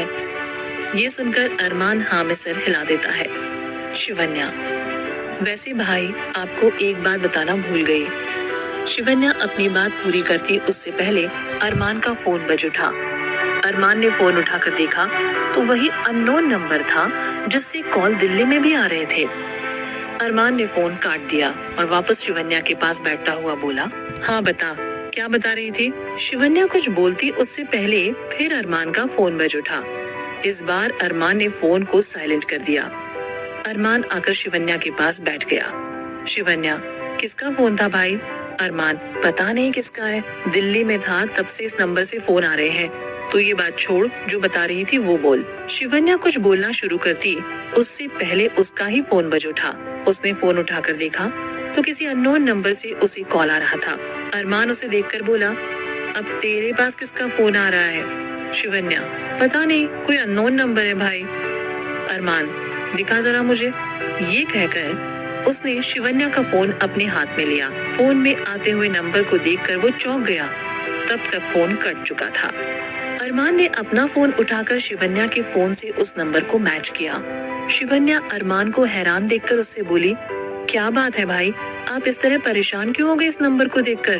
अरमान उससे बोला, पांडा, तेरे नंबर पर भी उसी अननोन नंबर से कॉल आ रहे हैं जिस नंबर से मुझे आ रहे थे। ये देख। ये कहकर अरमान ने शिवन्या को दोनों नंबर दिखाए। शिवन्या, भाई बात तो करनी होगी इस अननोन नंबर पे, तभी तो पता चलेगा कि ये बंदा कौन है। अरमान, तभी शिवन्या का फोन फिर बजा। उसने स्क्रीन पर देखा तो वही अननोन नंबर से कॉल आ रहा था। शिवन्या ने अरमान को फोन दिखाया तो अरमान ने इशारे से वो कॉल पिक करने के लिए बोला। शिवन्या फोन उठाकर स्पीकर पर डालकर बोली, हेलो, कौन बोल रहा है? उधर से एक लड़की यानी अनाया की आवाज आई। हेलो शिवन्या, अनाया बात कर रही हूँ। अनाया की आवाज सुनकर अरमान और शिवन्या ने एक दूसरे को देखा। अरमान तो अपना सर पकड़ के बैठ गया। Anaya, hello Shivanya, are you there? Shivanya, yes Anaya. Anaya, मैंने तुम्हें डिस्टर्ब तो नहीं किया ना? दरअसल मैंने मिस्टर मलिक की तबीयत के बारे में पूछने के लिए फोन किया था। अब वो कैसे हैं? शिवन्या अरमान की तरफ देखते हुए बोली, हाँ भाई तो बिल्कुल ठीक है, तुम टेंशन मत लो। अनाया, टेंशन कैसे ना लूं? जो कुछ हुआ है वो सब मेरी वजह से ही तो हुआ है। शिवन्या अनाया की बात बीच में काटते हुए बोली, तुमने कुछ नहीं किया, बार बार खुद को दोष देना बंद करो। खैर ये सब बातें छोड़ो, ये बताओ शाम को किस टाइम तक आ रही हो तुम घर पर? अनाया, शाम 7 बजे आती हूँ मैं घर। शिवन्या, ओके, मैं घर पर ही तुम्हारा इंतजार करूंगी। अनाया, ओके मैं आती हूँ, बाय। शिवन्या ने बाय कहकर फोन काट दिया। अरमान मुस्कुराता हुआ शिवन्या से बोला, मेरी किस्मत देख पांडा, अनाया मुझे पिछले 15 दिनों से फोन कर रही थी लेकिन मैं उसका फोन ही नहीं उठा पाया। शिवन्या, हाँ भाई, ये किस्मत ही तो है जो आप दोनों को एक बार फिर इतने करीब ले आई है। कल मैंने उसके चेहरे पर आपके लिए प्यार और डर दोनों देखे। अरमान, समझ नहीं आता कभी कभी कि मेरे साथ हो क्या रहा है। शिवन्या उसके हाथ पर हाथ रखते हुए बोली, भाई थोड़ा टाइम दीजिए उसे, हमें तो दिख रहा है कि वो आपको पसंद करने लगी है, बस उसे ये एहसास होना बाकी है। टाइम के साथ सब ठीक हो जाएगा। अरमान, पता नहीं एहसास कब होगा उसे, उसके एहसास होने तक मेरी उम्र ही ना निकल जाए। शिवन्या, भाई आप अभी 25 के हो बस। वो अलग बात है कि आपको देखकर आपकी उम्र का अंदाजा लगाना मुश्किल है, लेकिन ट्रस्ट में मेरा भाई दुनिया का सबसे हैंडसम और अच्छा इंसान है। अरमान मुस्कुराते हुए, एक तू ही तो है जो मुझे झूठा विश्वास दिलाकर खुश करने में लगी रहती है। खैर ये छोड़, मुझे बता क्या बताने वाली थी। और हाँ, इस बार किसी का भी फोन आए तो पहले अपनी बात खत्म होने के बाद ही फोन उठेगा, समझी? शिवन्या हंसते हुए, इतनी जरूरी बात नहीं है भाई, मैं बस यही बताने वाली थी, अनाया शाम को आपसे मिलने आ रही है, भाई और दोस्त अपूर्वा के साथ। अरमान खुशी से मुस्कुराते हुए, मैं इंतजार करूंगा उसका। चल अब तू जा, मैं भी शॉर लेने जा रहा हूँ। शिवन्या, ओके भाई, मैं लंच लेकर ऊपर ही आती हूँ।